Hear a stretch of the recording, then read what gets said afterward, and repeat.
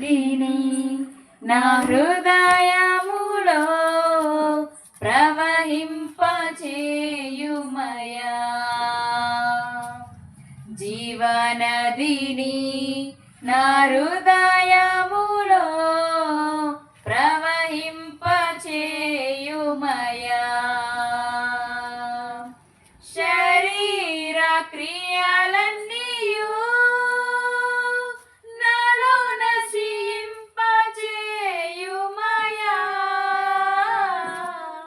శరీర క్రియలన్నీయు నాలో నశింపచేయుమయా జీవనదిని నా హృదయములో ప్రవహింపచేయుమయా జీవనదిని నా హృదయములో ప్రవహింపచేయుమయా బలహీన సమయములో నీ బలము ప్రసాదించుము బలహీన సమయములో నీ బలము ప్రసాదించుము జీవనదిని నా హృదయములో ప్రవహింపచేయుమయా జీవనదిని నా హృదయములో ప్రవహింపచేయుమయా ఎండిన ఎముకలన్నీయు తిరిగి జీవింపచేయుమయా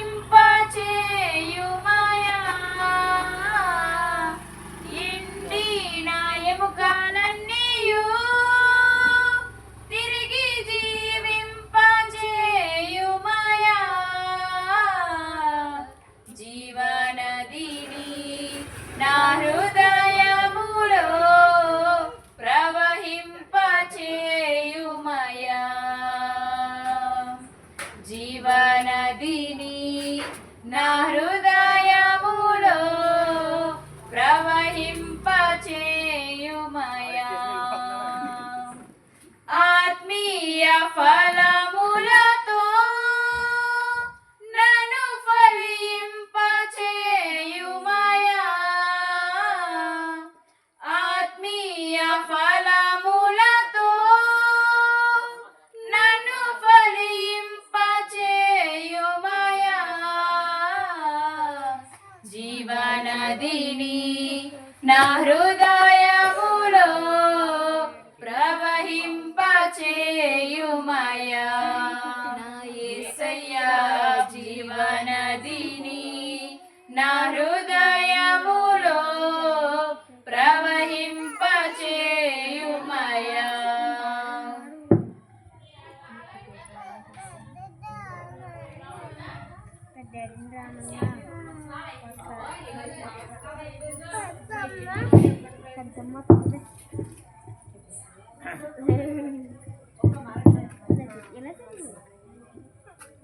నన్ను పిలచిన దేవా నన్ను ముట్టిన ప్రభువా నీవు లేనిదే నేను లేనయా నన్ను పిలచిన దేవా నన్ను ముట్టిన ప్రభువా నీవు లేనిదే నేను లేనయా నే జీవించునది నీ కృప ఎదుగించునది నీ కృప హెచ్చించునది నీ కృప మాత్రమే నే జీవించునది నీ కృప ఎదుగించునది నీ కృప హెచ్చించునది నీ కృప మాత్రమే నీ కృపయే కావలను నీ కృపయే చాలును నీ కృప లేకుంటేనే నేనేమీ లేనయ్యా నీ కృపయే కావలను నీ కృపయే చాలును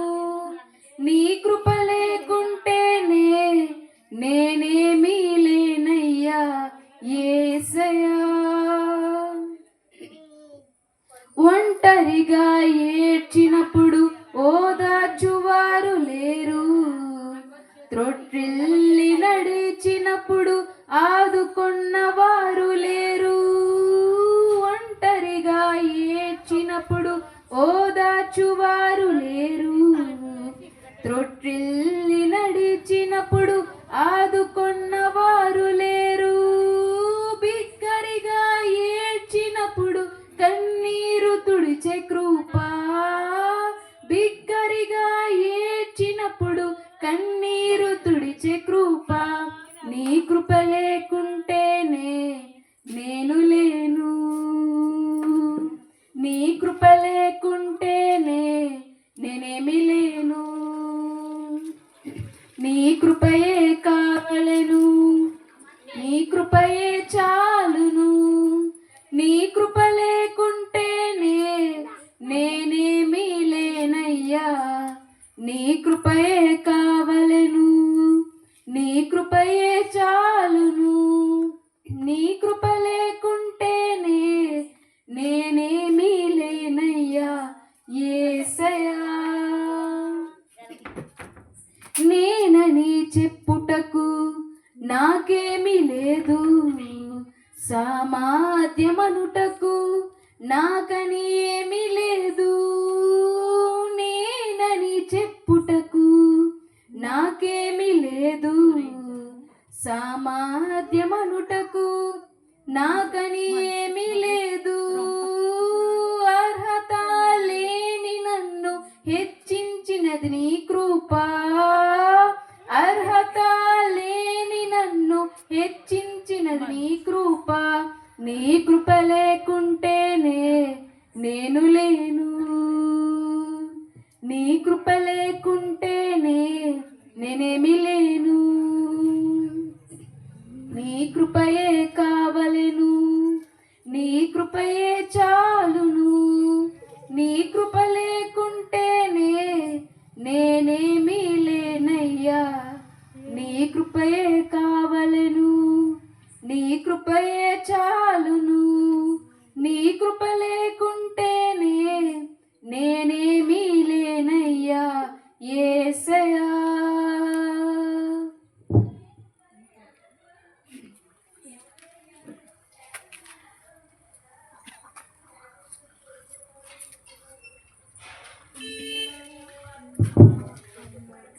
చాలునయ్యా, చాలునయ్యా, నీ కృప నాకు చాలునయ్యా. నీ కృప నాకు చాలునయ్యా.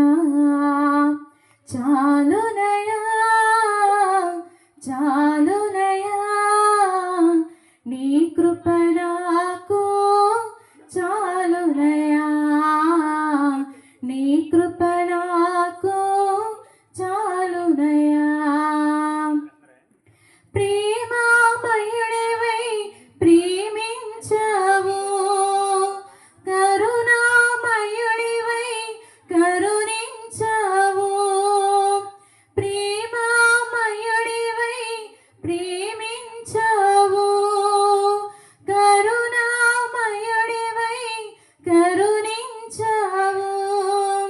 తల్లిగా లాలించి తండ్రిగా ప్రేమించి, తల్లిగా లాలించి తండ్రిగా ప్రేమించి, ప్రేమ కరుణ నీ కృప చాలు.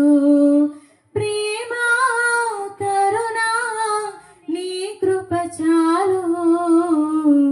చాలునయ్యా, చాలునయ్యా, నీ కృప నాకు చాలునయ్యా. నీ కృప నాకు చాలునయ్యా.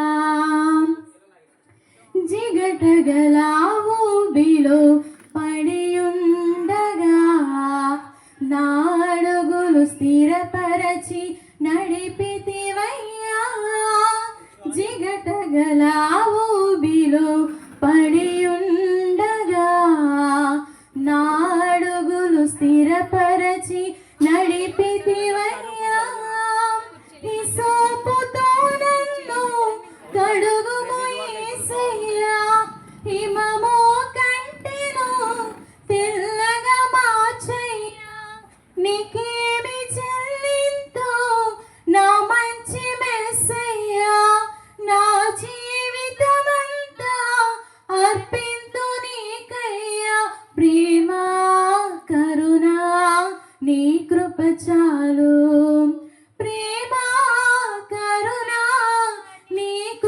చాలు చాలునయా చాలునయా నీ కృప నాకు చాలునయా నీ కృప నాకు చాలునయా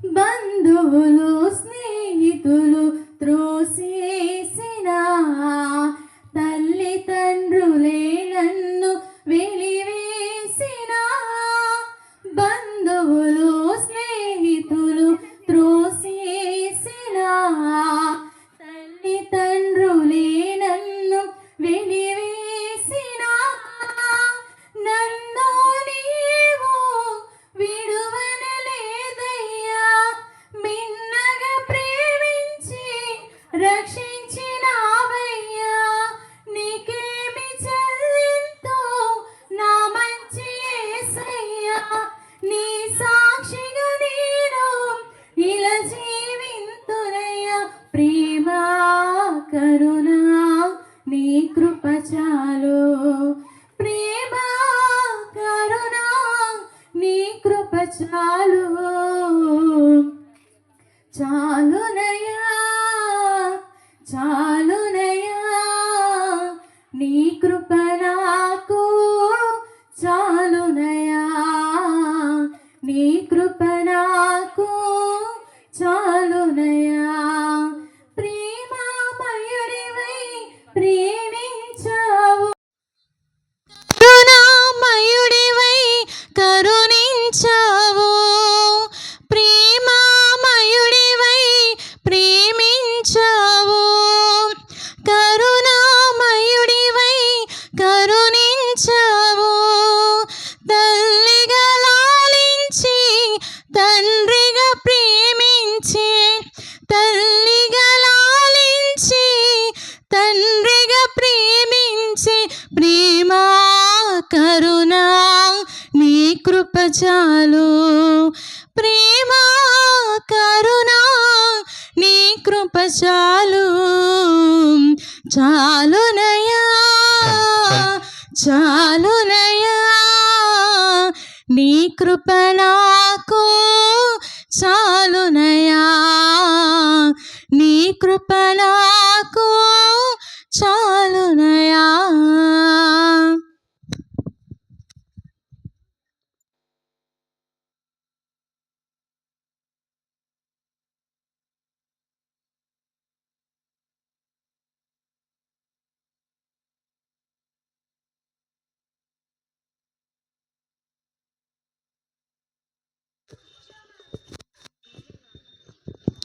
దేవుని నామానికి వందనాలండి. అందరికీ వందనాలు.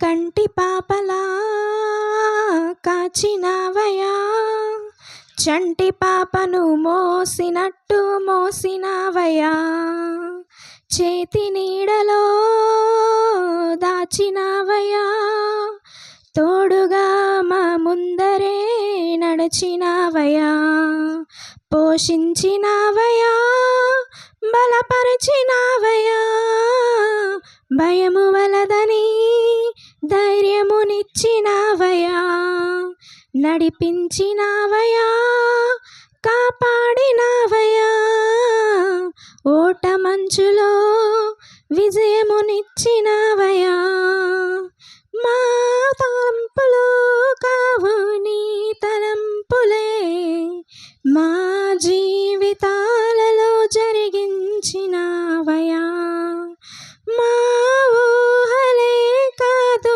నీ ప్రణాళికే మానక సమయానికి నెరవేర్చినవయా కంటి పాపలా కాచినవయా చంటి పాపను మోసినట్టు మోసినవయా చేతి నీడలో దాచినవయా తోడుగా మా ముందరే నడిచినవయా ఎన్నో ఏళ్ళుగా ఎదురు చూసాముగా ఆశలేడి ఆశలవ్వగా సోలిపోయాముగా వచ్చిన వాళ్ళందరూ కొంచెం ముందరకు వచ్చేయండి అమ్మ.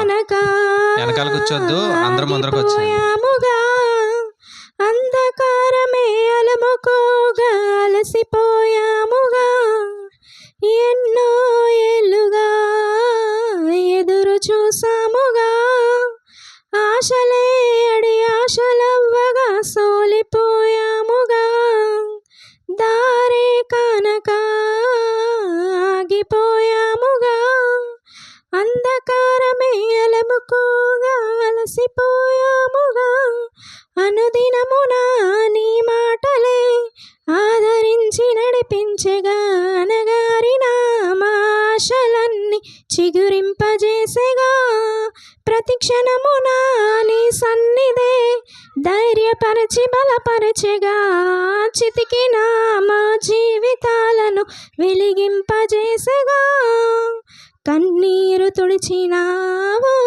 నాట్యముగా మార్చినావు, ఎనలేని ప్రేమ మా పైన చూపి కంటి పాపలా కాచినావయా, చంటి పాపను మోసినట్టు మోసినావయా, చేతి నీడలో దాచినావయా, తోడుగా మా ముందరే నడిచినావయా, ఊహించు వాటి కంటే ఎంతో అధికముగా హెచ్చించినావు దేవా నీ ప్రేమ మధురము, ఏ మంచి లేని మాకు మా మంచి కాపరై దీవించినావు దేవా నీ ప్రేమ మరువము, ఊహించు వాటి కంటే ఎంతో అధికముగా హెచ్చించినావు దేవా నీ ప్రేమ మధురము, ఏ మంచి లేని మాకు మా మంచి కాపరై దీవించినావు దేవా నీ ప్రేమ మరువము, హీనులం బలహీనులం నిలువలేక పడిపోయినా లేవనెత్తి బండపైనే నిలబెట్టినావుగా, చీటికి మాటి మాటికి మా నమ్మకమే కోల్పోయిన అడుగడుగునా నీ నమ్మకత్వమును కనపరిచినావుగా, పోగొట్టుకున్నదంతా రెట్టింపు చేసినావు, నీ గొప్ప ప్రేమ మా పైన చూపి కంటి పాపలా కాచినావయా, చంటి పాపను మోసినట్టు మోసినావయా, చేతి నీడలో దాచినావయా, తోడుగా మా ముందరే నడిచినావయా, పోషించినావయా, బలపరచినావయా, భయము వలదని ధైర్యమునిచ్చినావయా, నడిపించినావయా, కాపాడినావయా, ఓటమంచులో విజయమునిచ్చినావయా, మా తలంపులు కావు నీ తలంపులే మా జీవితాలలో జరిగించినావయా, మా ఊహలే కాదు నీ ప్రణాళికే మానక సమయానికి నెరవేర్చినావయా, కంటి పాపలా కాచినావయా, చంటి పాపను మోసినట్టు మోసినావయా, చేతి నీడలో దాచినావయా, తోడుగా మా ముందరే నడిచినావయా, పోషించినావయా, బలపరిచినావయా, భయము వలదని ధైర్యమునిచ్చినావయా, నడిపించినావయా, కాపాడినావయా, ఓటమంచులో విజయమునిచ్చినావయా, మా తలంపులో కావు నీ తలంపులే మా జీవితాలలో జరిగించినావయా, మా ఊహలే కాదు నీ ప్రణాళికే మా అనక సమయానికి నెరవేర్చినావయా. కంటి పాపలా కాచినావయా, చంటి పాపను మోసినట్టు మోసినావయా. చేతి నీడలో దాచినావయా, తోడుగా మా ముందరే నడిచినావయా.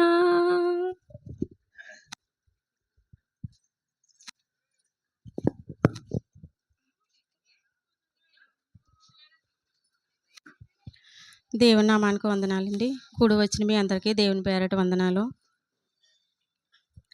ఉన్నాడు దేవుడు నాకు తోడు, విడనాడెన్నడో ఎడబాయడు.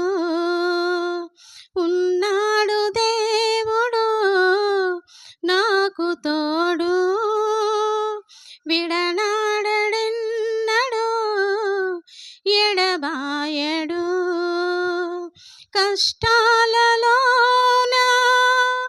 నష్టాలలోన వేదనలోన శోధనలోన ఉన్నాడు దేవుడు నాకు తోడు, విడనాడెన్నడో ఎడబాయడు. గాఢాంధకారములో సంచరించిన కన్నీటిలోయలో మునిగి తేలిన, గాఢాంధకారములో సంచరించిన కన్నీటిలోయలో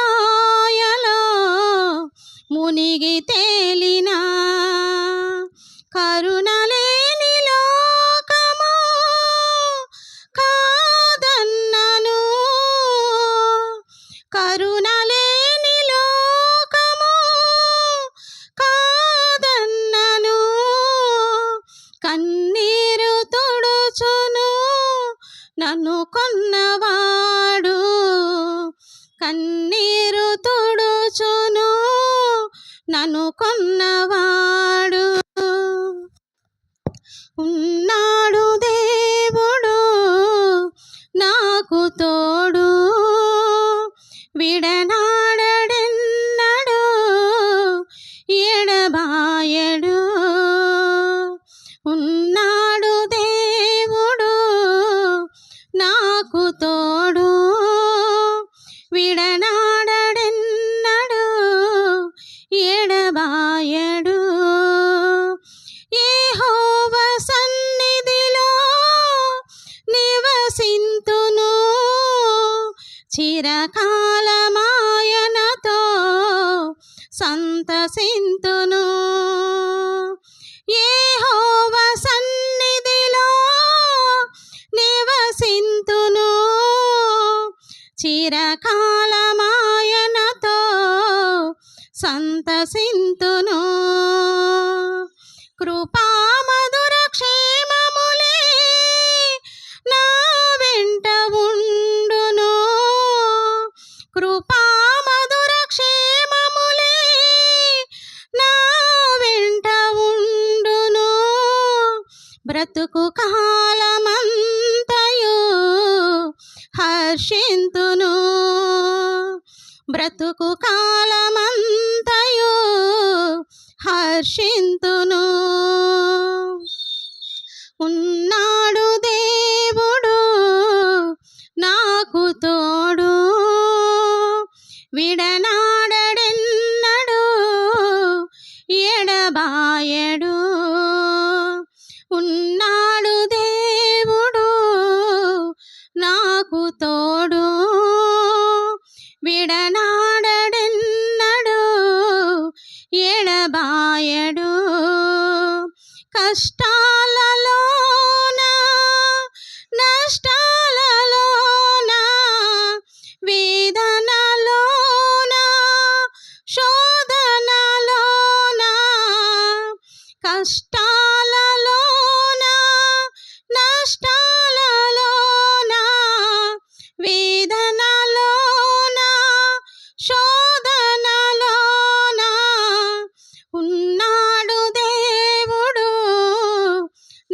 నాకు తోడు విడనాడెన్నడు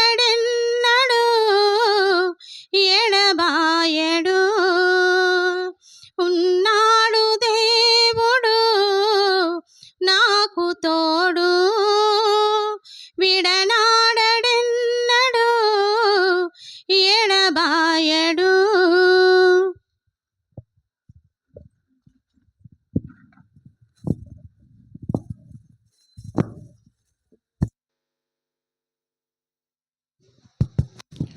వాక్య భాగం చదువుదామండి. కీర్తన గ్రంథము 62వ కీర్తన. కీర్తన గ్రంథము 62వ కీర్తన 6, 7, 8 వచనాలు చదువుదాం. కీర్తన గ్రంథము 62వ కీర్తన 62వ కీర్తన 6 నుండి 8 వచనాలు చదువుదామండి. అరుణ్ కుమారి గారు వచ్చి చదివి వినిపిస్తారు. కీర్తన గ్రంథము 62వ కీర్తన 6వ వచనం నుండి 8వ వచనం వరకు.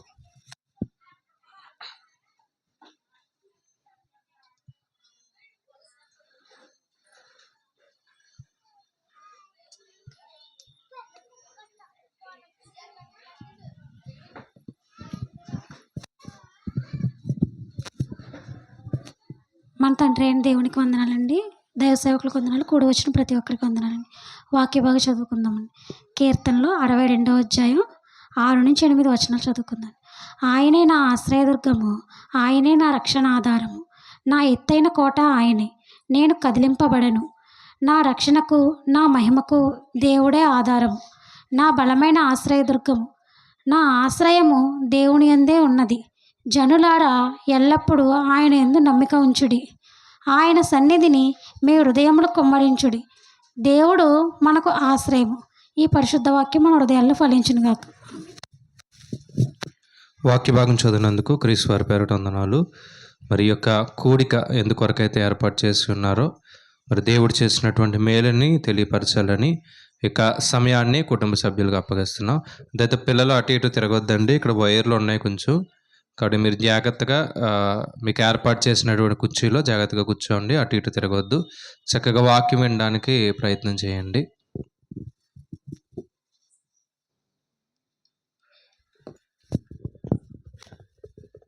దేవుని నామానికి వందనాలండి. కూడి వచ్చిన మీ అందరికీ దేవుని పేరట వందనాలు. దేవుడు మా జీవితాలు ఎన్నో మేలు చేశాడండి. ఆ మేలు బట్టి దేవుడికి వందనాలు. మా అమ్మాయి పెళ్లి విషయంలో కూడా దేవుడు మాకు ఎంతో మేలు చేశాడండి. మా దగ్గర డబ్బులు సరిపోలేదండి. ఈయన బిల్డింగ్ కట్టిన ఓనర్ గారు 2 లక్షలు ఇచ్చారండి వడ్డీ లేకుండానే. మా ఆడపడుసాలు ఆయన కూడా ఒక 50,000 ఇచ్చారండి. అలా మా దగ్గర డబ్బులతోటి వాళ్ళు ఇచ్చిన డబ్బులతోటి అలా పెళ్లి చేసామండి. ఆ దేవుడు మా ఆరోగ్య విషయంలోనైతేనేమి, మా పిల్లోడు చదువు విషయంలో కానీ, మా ప్రయాణాల్లో కూడా ఆయన తోడుగా ఉంటున్నాడండి. దేవుడికి ఎన్నో వందనాలు చెల్లించుకుంటున్నామండి. మా అమ్మాయి పెళ్ళి అయిన తర్వాత మేము పెట్టుకుందాం అనుకున్నామండి. కానీ అలాగా రోజులు అలాగ అయిపోతున్నాయండి. కానీ దేవుడు ఈ రోజుకి ఇలాగ మాకు పెట్టుకునే స్తోమతను ఇచ్చాడండి. అందుకు దేవుడి నామానికి వందనాలండి. మరి వారి యొక్క కుటుంబంలో దేవుడు ఎన్నో మేలులు చేశాడు. ముఖ్యంగా భాను విషయంలో కూడా మరి ఎంతో మేలు చేశాడు. వివాహ విషయంలో, మరి ధన సహాయంలో, అలాగే వివాహ కార్యక్రమంలో కూడా దేవుడు తోడుగా ఉండి నడిపించాడు. అందుని బట్టి దేవునికి కృతజ్ఞతాస్తుతులు చెల్లిస్తూ, మరి ఈరోజు ఆ యొక్క మేలుని జ్ఞాపకం చేసుకుంటూ ఈ యొక్క కుటుంబం దేవునికి ఇట్టి రీతిగా కృతజ్ఞతా కూడికలు తెలియచెప్పడానికి ఈ యొక్క కూడికను ఏర్పాటు చేసి ఉన్నారు.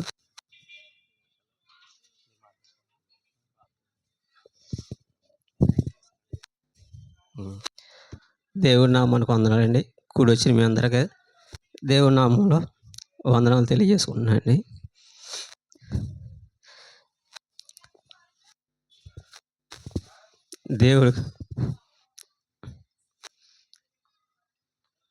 దేవుడి కార్యాలు చాలా గొప్పగా ఉంటాయండి. ఆయన కార్యాలు కంటికి కనబడవు, చెవులకి వినబడవు, హృదయానికి గోచరం కావండి. ఎందుకంటే ఏలియా గారు ఆయన ఒక ప్రవక్త అండి. ఆయన ప్రవక్త అయితే ఆయన దేవుని యందు విశ్వాసం ఉంచి దేవుని యొక్క ఆలోచనలో ఆయన ఉన్నాడు కాబట్టి అండి, మరి ఏలియాకి దేవుడు కాకుల చేత ఆహారం పోషించాడండి. ఆయన ఎంత మాత్రం విడిచిపెట్టలేదు. అలాగే మరి మా జీవితంలో కూడా దేవుడు గొప్ప కార్యాలు చేశాడండి. 2024లో మా అమ్మాయికి మ్యారేజ్ కుదిరిందండి. అయితే అప్పుడు మా దగ్గర అసలు డబ్బులు లేవండి, కొద్దిగా ఉన్నాయండి. కొద్దిగా ఉంటే ఇలా డబ్బులు అవసరం వచ్చిందండి. అవసరం వస్తే ఏం చేయాలి, ఏంటి, ఎలాగా అని అనుకున్నామండి.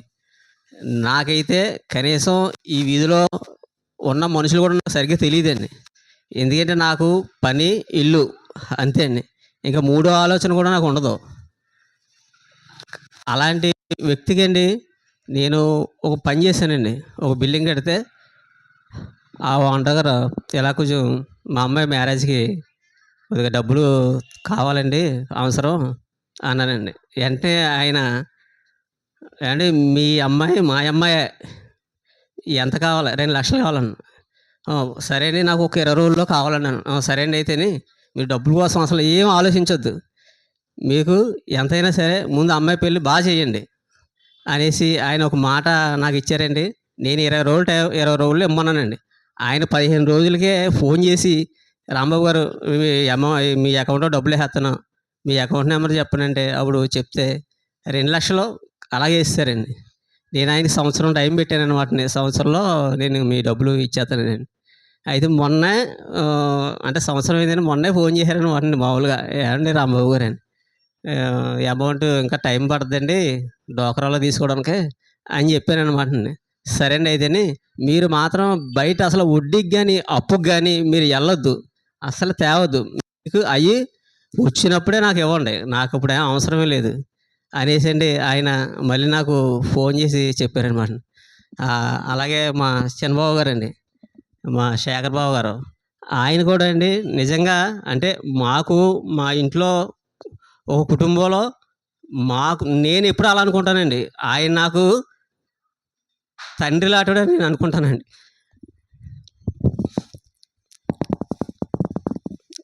ఎందుకంటే అండి ఆయన ప్రతి విషయంలో కూడా అండి డబ్బులు లేవంటే అప్పుడే కరెక్ట్గా డోకర్ వచ్చిందండి. అలా డోకర్ వచ్చి ఆ డబ్బులు అలా ఇంట్లో పెట్టుకున్నారు, 50,000 అలా ఇచ్చారండి అండి. అదొకటి. మా అమ్మగారు కరోనా టైంలో అయితే అండి హాస్పిటల్లో మా అమ్మగారు కాలం చేశారండి.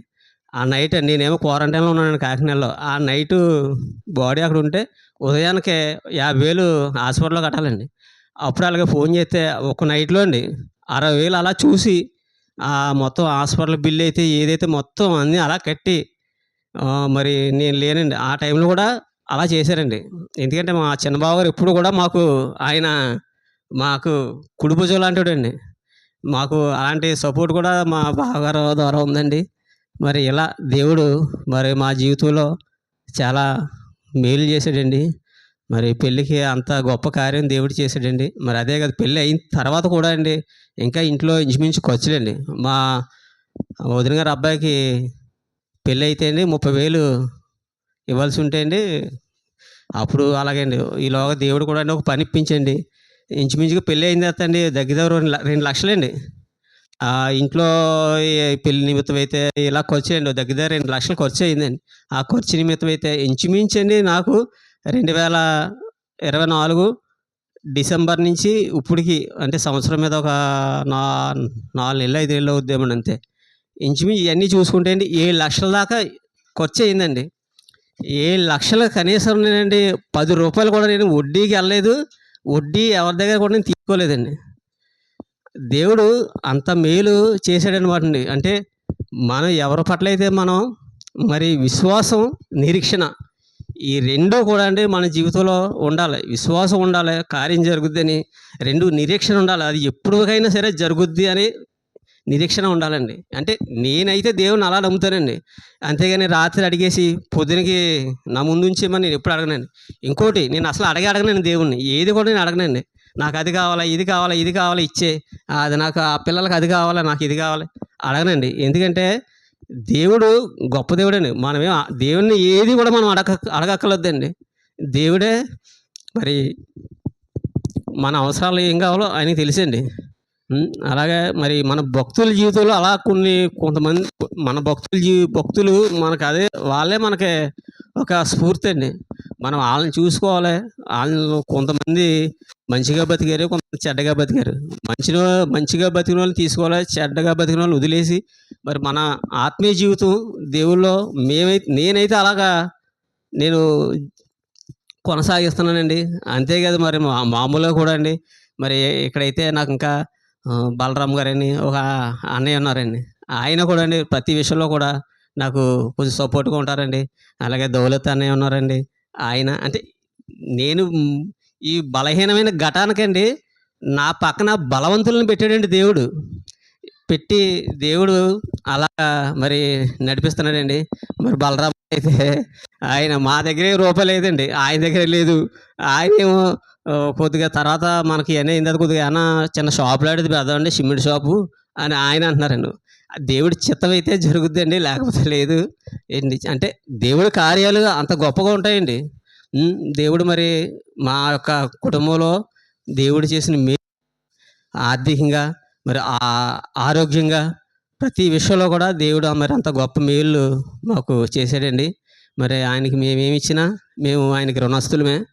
మరి దాన్ని బట్టి ఈ యొక్క కూడిక మేము ఏర్పాటు చేసుకున్నామండి. దీన్ని బట్టి దేవునికి మహిమ కలుగును గాక.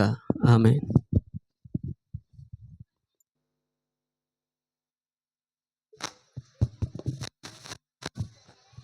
మరి వారి యొక్క జీవితంలో దేవుడు ఎన్నో మేలులు చేశారు.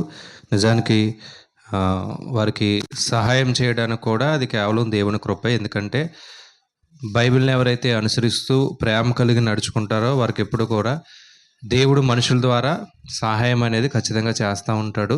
అది వారి జీవితం ద్వారా మనం ఈరోజు నేర్చుకున్నాం. కాబట్టి అనేక మందికి మనం కూడా ఒక మార్గదర్శిగా నిలబడాలని ఈ యొక్క మాటలు వారు తెలియపరిచారు. చిన్న ప్రార్థన చేసి వాక్యాన్ని ధ్యానిద్దామండి. ధ్యానిద్దాం. ఈరోజు కొంచెం లేట్గా ప్రారంభించాం ఏమండి, కొంచెం లేట్గానే ముగిస్తానండి. ప్రార్థన చేద్దాం. దయ కలిగిన మా కన్న తండ్రి, మీ ఘనమైన ఉన్నతమైన నామమునకు వందనములు.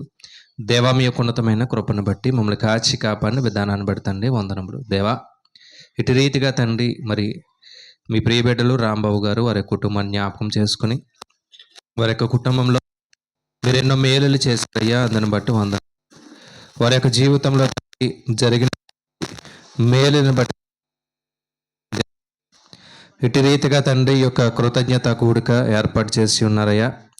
కుటుంబాన్ని తండ్రి బలపరిచి దేవ ఇదిగో తండ్రి రానున్న దినాలు ఇకను గొప్పగా మీరు వాడుకొని అనేక కార్యక్రమాలు తండ్రి యొక్క కుటుంబం ద్వారా జరిగిస్తారని, ఈ యొక్క కూడిక మీకు మహిమకరంగా కుటుంబానికి దీవెనకరంగా జరుగుటకు తండ్రి సహాయం దయచేస్తారని కోరుతూ ఈ యొక్క ప్రార్థన క్రీస్తు నామమును బట్టి అడిగి వేడుకుంటున్నాం పరమ తండ్రి.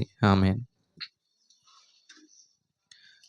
తండ్రి అయిన దేవునికి కృతజ్ఞతాస్తుతులు చెల్లిస్తూ ఈ యొక్క కూడిక ఏర్పాటు చేసినటువంటి కుటుంబానికి, కూడి వచ్చిన ప్రతి కుటుంబాలకి యేసుక్రీస్తు వారి పేరట శుభాభివందనాలు తెలియజేస్తున్నాం. దేవుని మహాకృపను బట్టి, దేవుడిచ్చిన గొప్ప అవకాశాన్ని బట్టి మరొకసారి దేవాది దేవునికి వందనాలు. పిల్లలు అటు ఇటు తిరగొద్దు, దయతో కొద్ది నిమిషాలు నేను వాక్యాన్ని వివరిస్తాను, కాబట్టి శ్రద్ధగా వినండి. అయితే మరలా చెప్తున్నా, పిల్లలు అటు ఇటు తిరగొద్దు, చక్కగా వాక్యాన్ని వినడానికి ప్రయత్నం చేద్దాం. ముందర ఇంకా కుర్చీలు ఉన్నాయి, మీకు అవకాశం ఉంటే ముందుకు వచ్చి కూర్చోండి. ఏమండి, కుటుంబ సభ్యులు కూడా దయతో అందరూ కూడా ముందరకు వచ్చి కూర్చోండి. ఇంట్లో ఎవరో ఉండకుండా కుటుంబ సభ్యులు అందరూ కూడా ముందరకు వచ్చి కూర్చోండి. దయతో వాక్యాన్ని జాగ్రత్తగా మనం పరిశీలన చేద్దాం. పరిశుద్ధ గ్రంథంలో ఎన్నో విషయాలు దేవుడు రాయించి మన దైనందిక జీవితంలో మనల్ని ఎలా బలపరచాలో దేవుడు మనకి వాక్యం ద్వారా బుద్ధి చెప్పడం అనేది జరిగింది.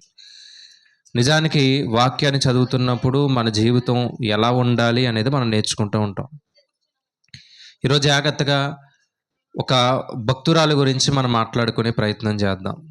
ఎవరు అంటే, తన కుమారుడికి ఆస్తిపాస్తులు ఏమీ ఇవ్వలేదు, కానీ భక్తి అనేది చిన్ననాటి నుంచి ఇచ్చి పెంచినటువంటి ఒక భక్తురాలు, సేవకురాలుగా కూడా ఆమె పేరు రాయబడ్డది. ఆమె హన్నా గారు. హన్నా గారి గురించి తెలియని క్రైస్తవులంటూ బహుశా ఎవరు ఉండరనే నా ఉద్దేశం. ఎందుకంటే హన్నా గారు తన కుమారుడి యొక్క జీవితంలో ఎలా ప్రయాసపడింది ఈరోజు మనం నేర్చుకుందాం. సమూయేలు గారు, తన కుమారుడు సమూయేలు గారు ఎలాంటి వారు అంటే, చిన్ననాటి నుంచి ఆయన మరణించే వరకు కూడా నీతిని అనుసరించి బ్రతికినటువంటి వ్యక్తి. ఒక్క రూపాయి లంచం కూడా తీసుకోలేదు అని ఆయన గురించి చెప్పబడ్డది. న్యాయాధిపతిగా ఉండి, ఒక అధికారిగా ఉండి, ప్రజలని పరిపాలించేటటువంటి ఒక అధిపతిగా ఉన్న, ఎవరి దగ్గర ఆశించకుండా దేవుడి కొరకు బ్రతికినటువంటి గొప్ప వ్యక్తి, సేవకుడు, న్యాయాధిపతి, దీర్ఘదర్శి, ప్రవక్త ఎవరు అంటే సమూయేలు గారు. ఆ సమూయేలు గారిలో అంత మంచి లక్షణాలు, అంత మంచి గుణాలు ఎలా వచ్చాయంటే కారణం తన తల్లిలో ఉన్నటువంటి గుణాలు. అంటే ముందుగానే చెప్పాను, అందుకే తన తల్లి, మనం పిల్లలకి సాధారణంగా ఆస్తిపాస్తులు ఇస్తాం, రూపురేఖలు ఇస్తాం, ఏమండి మన వంశం యొక్క పారంపర్య ఆచారాలు కూడా మన పిల్లలకి ఇస్తాం, అంతే కదండి. మన పిల్లలకి ఇవే ఇవ్వాలనుకుంటాం, మనం సంపాదించినటువంటి ఆస్తి ఇవ్వాలనుకుంటాం, అది చాలా మంచిదే. ఏమండి మన రూపురేఖలు పిల్లలకు రావాలనుకుంటాం, మన గుణాలు రావాలనుకుంటాం, మన వంశంలో ఉన్నటువంటి కొన్ని ఆచారాలు వారికి నేర్పించాలనుకుంటాం. కానీ మనం మిస్ అయినటువంటి ఒక విషయం ఏంటంటే భక్తి అనేది మనం పిల్లలకు నేర్పించాం. అయితే షిలోహ్ అనే మందిరంలో ఆమె చేస్తున్నటువంటి ప్రార్థన ఎలాంటి ప్రార్థన అంటే, పిల్లలు లేనటువంటి ఆ సమయంలో పిల్లల కొరకే ఆమె ప్రార్థన చేయలేదు, కానీ ఒక సేవకుడు రావాలి అనే ఒక ఉద్దేశంతో ఆమె చేసినటువంటి ప్రార్థన చాలా గొప్పది. ఆమెను అవమానించిన వారు ఉన్నారు, అనుమానించిన వారు ఉన్నారు, ఏమండి అనుకోకుండా ఆమెను నిందించినటువంటి ఒక యాజకుడు కూడా మనకు కనిపిస్తాడు. కానీ ఆమె జీవితంలో ఆమె ప్రార్థన ద్వారా సాధించినటువంటి ఆ యొక్క జీవితాన్ని మనం ఆలోచన చేయగలిగితేనండి, ఆమెలా మనం బ్రతకాలి అనేటటువంటి ఒక ఆలోచన మనకు వస్తుంది. కాబట్టి ఈరోజు జాగ్రత్తగా ఆమె తన కుమారుణ్ణి ఎలా పెంచగలిగింది అని మనం ఆలోచిస్తున్నప్పుడు అసలు ఆమెలో ఉన్నటువంటి లక్షణాలు ఏంటి, ఆమెలో ఎలాంటి గుణాలు ఉన్నాయి అనేది జాగ్రత్తగా పరిశీలన చేద్దాం. హన్నా గారిలో ఉన్నటువంటి సమర్పణ అనే అంశం ద్వారా ఈరోజు ఆవిడ గురించి మనం నేర్చుకుందాం. ఏమండి హన్నా గారిలో ఉన్నటువంటి ఒక సమర్పణ తన కుమారుడైనటువంటి సమూయేలులో ఎలా వచ్చింది అంటే, ముందు ఎవరిలో ఉంది? హన్నా గారిలో ఉంది. కాబట్టి తన కుమారుడైనటువంటి సమూయేలు గారిలో కూడా అదే సమర్పణ వచ్చింది. జాగ్రత్తగా ఆమె గురించి కొన్ని ఏమండి లక్షణాలు, ఆమెలో ఉన్నటువంటి ఆత్మీయ లక్షణాలు ఏంటి అనేది ప్రయత్నం చేద్దాం, నేర్చుకోవడానికి ప్రయత్నం చేద్దాం. మొదటగా దేవునితో సహవాసం చేసినటువంటి స్త్రీ. ఏమండి నేను ఒక 6 విషయాలు చెప్తాను, సమయాన్ని బట్టి 6 విషయాలు చెప్తాను. మొదటిది ఏంటంటే దేవునితో సహవాసం కలిగినటువంటి స్త్రీ. ఏమండి వెళ్దాం, సమూయేలు గ్రంథం 1వ అధ్యాయం. సమూయేలు రాసినటువంటి మొదటి గ్రంథము 1వ అధ్యాయము 15వ వచనం. సమూయేలు గారు రాసినటువంటి మొదటి గ్రంథము 1వ అధ్యాయము 15వ వచనం. తీసారండి అందరూ? సమూయేలు గారు రాసినటువంటి మొదటి గ్రంథం 1వ అధ్యాయం 15వ వచనాన్ని చూద్దాం. హన్నా, అది కాదు నా ఏలినవాడా, నేను మనోదుఃఖము గలదాననై ఉన్నాను, నేను ద్రాక్షరసమునైనను మద్యమునైనను పానమునైనను చేయలేదు, కానీ నా ఆత్మను యెహోవా సన్నిధిని కుమ్మరించుకొనుచున్నాను. 16వ వచనం కూడా చూద్దాం. నీ సేవకురాలైన నన్ను పనికి మాలిన దానిగా ఎంచవద్దు, అత్యంతమైన కోపకారణం బట్టి బహుగా నిట్టూర్పులు విడుచుచు నాలో నేను దీనిని చెప్పుకొనుచుంటిని అనుకున్నాను. ఈ 2 వచనాలు జాగ్రత్తగా పరిశీలన చేయగలిగితే ఏమంటే ఈ అధ్యాయంలో ఎన్నో విషయాలు మాట్లాడింది ఆమె 2వ అధ్యాయానికి వెళ్తే ఆమె ప్రార్థనలో కూడా ఎన్నో విషయాలు ఎత్తింది. అయితే ఈ 15వ వచనంలో మనం మాట్లాడుకోవాల్సినటువంటి ఒక విషయం ఏంటంటే, ఆమె దేవునితో సహవాసం కలిగినటువంటి స్త్రీ. అక్కడ జరిగే పరిస్థితుల్లో ఒకసారి వెళ్దాం మనం. న్యాయాధిపతుల యొక్క పరిపాలన చివరి దశకు వచ్చింది. అంటే చివరి న్యాయాధిపతిగా సంసోను గారు ఉన్నారు. సంసోను గారు మరణించారు. సంసోను గారు మరణించిన తర్వాత ఇక న్యాయాధిపతిగా ఎవరు మనకు కనిపించరు. అంటే కనీసం దేవుడికి ప్రార్థన చేసేవారు కూడా లేరు, మందిరానికి వచ్చేవారు లేరు, దేవుని ఆరాధించేవారు లేరు, దేవుడి కొరకు ప్రయాసపడేవారు లేరు, ఎవ్వరూ లేనటువంటి కాలం. అందుకే మీరు చదవగలిగితే 21 అధ్యాయాలు కలిగినటువంటి న్యాయాధిపతుల కాలంలో సుమారుగా 15-16 అధ్యాయుల్లోనే సంసోను గారి యొక్క జీవితం ఎండింగ్కి వచ్చింది, క్లోజ్ అయిపోయింది. అక్కడి నుంచి ఎక్కడా కూడా మీకు న్యాయాధిపతి ఎవ్వరూ కనిపించరు. మళ్ళా గారు వచ్చే వరకు కూడా ఎవరు కనిపించరు. అంటే కనీసం దేవుడి కొరకు బ్రతికేటటువంటి ఒక్క మనిషి కూడా లేడు. ఒక ఏలీగారు ఉన్నా, ఏలీగారు పిల్లలున్నా వారి యొక్క పరిస్థితి కూడా ఎలా ఉంది? చాలా భయంకరంగా ఉంది. అంటే ఒక సేవకుడు లేడు, ఒక విశ్వాసి లేరు, దేవుడి కొరకు బ్రతికేవారు లేరు.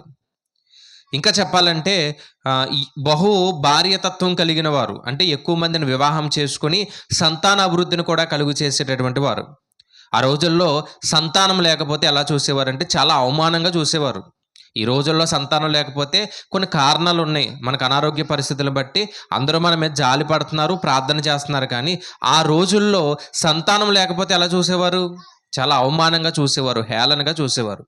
అప్పటికే పెనిన్నా గారికి ఇద్దరు ఉన్నారంట. ఎవరు? ఏమండి? ఎల్కానాకి పెనిన్నా, హన్నా భార్యలు ఇద్దరు ఉన్నారు. పెనిన్నాకి కుమారులు ఉన్నారు. ఏమండి? ఎవరున్నారు? కుమారులు ఉన్నారు. కానీ హన్నా గారికి ఎవరూ లేరు. అలాంటి సమయంలో ఆమె దేవుడి దగ్గరికి వచ్చి మొరపెడుతుంది. ఏమని మొరపెడుతుందంటే, ఇదిగో ఆమె చేసేటటువంటి ప్రార్థన అంట ఎలా కనిపించింది ఏలీ గారికంటే, ఆమె మత్తురాలై ఉన్నది అనుకున్నాడంట ఆయన. ఆమె చేసే ప్రార్థన ఎలా ఉంది? ఆమె మత్తురాలై ఉన్నది అన్నట్టుగా కనిపించిందంటే, అసలు సిలోహు అనే మందిరానికి కూడా ఎవరు రావట్లేదు. అంతే కదండి. మందిరానికి వచ్చి ప్రార్థన చేస్తుంటే ఆమె ప్రార్థన ఎలా ఉంది అంటే, ఎవరు రావట్లేదంటే తాగేసి తిరుగుతున్నారు అనేటటువంటి పరిస్థితులు ఉన్నాయి. అలాంటి పరిస్థితుల్లో ఎవరో కూడా దేవుని మందిరానికి రాలేనటువంటి పరిస్థితుల్లో ఒకే ఒక స్త్రీ దేవుని మందిరానికి వచ్చింది. ఎవరామె? హన్నా గారు. హన్నా గారు చేస్తున్నటువంటి ప్రార్థన మీరు ఆలోచన చేయగలిగితేనండి, ఏమండి, బాధతో చేసేటటువంటి ప్రార్థన. అంటే ఏ బాధ? పిల్లలు లేరనే బాధ కాదు, కానీ అక్కడ ఉన్నటువంటి పరిస్థితులన్నీ గమనించి, ఇదిగో కనీసం ఒక మంచి సేవకుడు కూడా లేడు, మమ్మల్ని కాపాడేవారు లేరు, దేవుడి కొరకు ప్రయాసపడేవారు లేరు. ఏలీ గారు ఉన్నారు కదా అంటే, ఏలీ గారికి పిల్లలు ఉన్నారు కదా అంటే, ఏలీ గారికి ఉన్నటువంటి హోఫ్నీ ఫినెస్ కూడా ఎలా ఉన్నారంట? వ్యభిచారులుగా ఉన్నారంట, భయంకరులుగా ఉన్నారంట.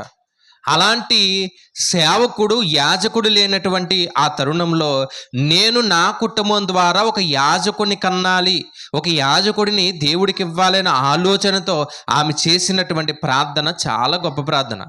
అందుకే ఆమె ఎవరితో సహవాసాన్ని కలిగి ఉంది? దేవునితో సహవాసాన్ని కలిగి ఉంది. మీరు గమనించగలిగితే ఆమె కుమ్మరించుకున్నది అని రాయబడ్డది. చూడండి, ఆమె ఏం చేసిందంట? కుమ్మరించుకున్నది అని రాయబడ్డది.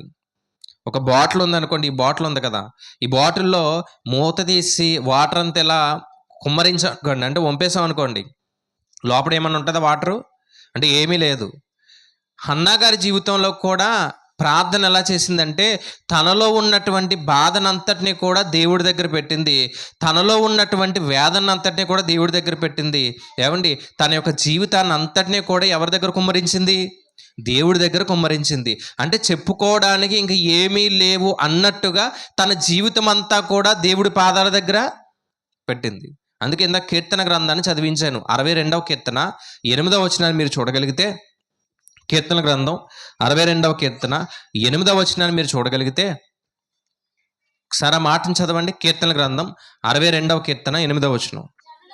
జనులారా, ఎల్లప్పుడూ ఆయన యందు నమ్మిక ఉంచండి, ఆయన సన్నిధిని మీ హృదయమును ఏం కుమ్మరించాలంట?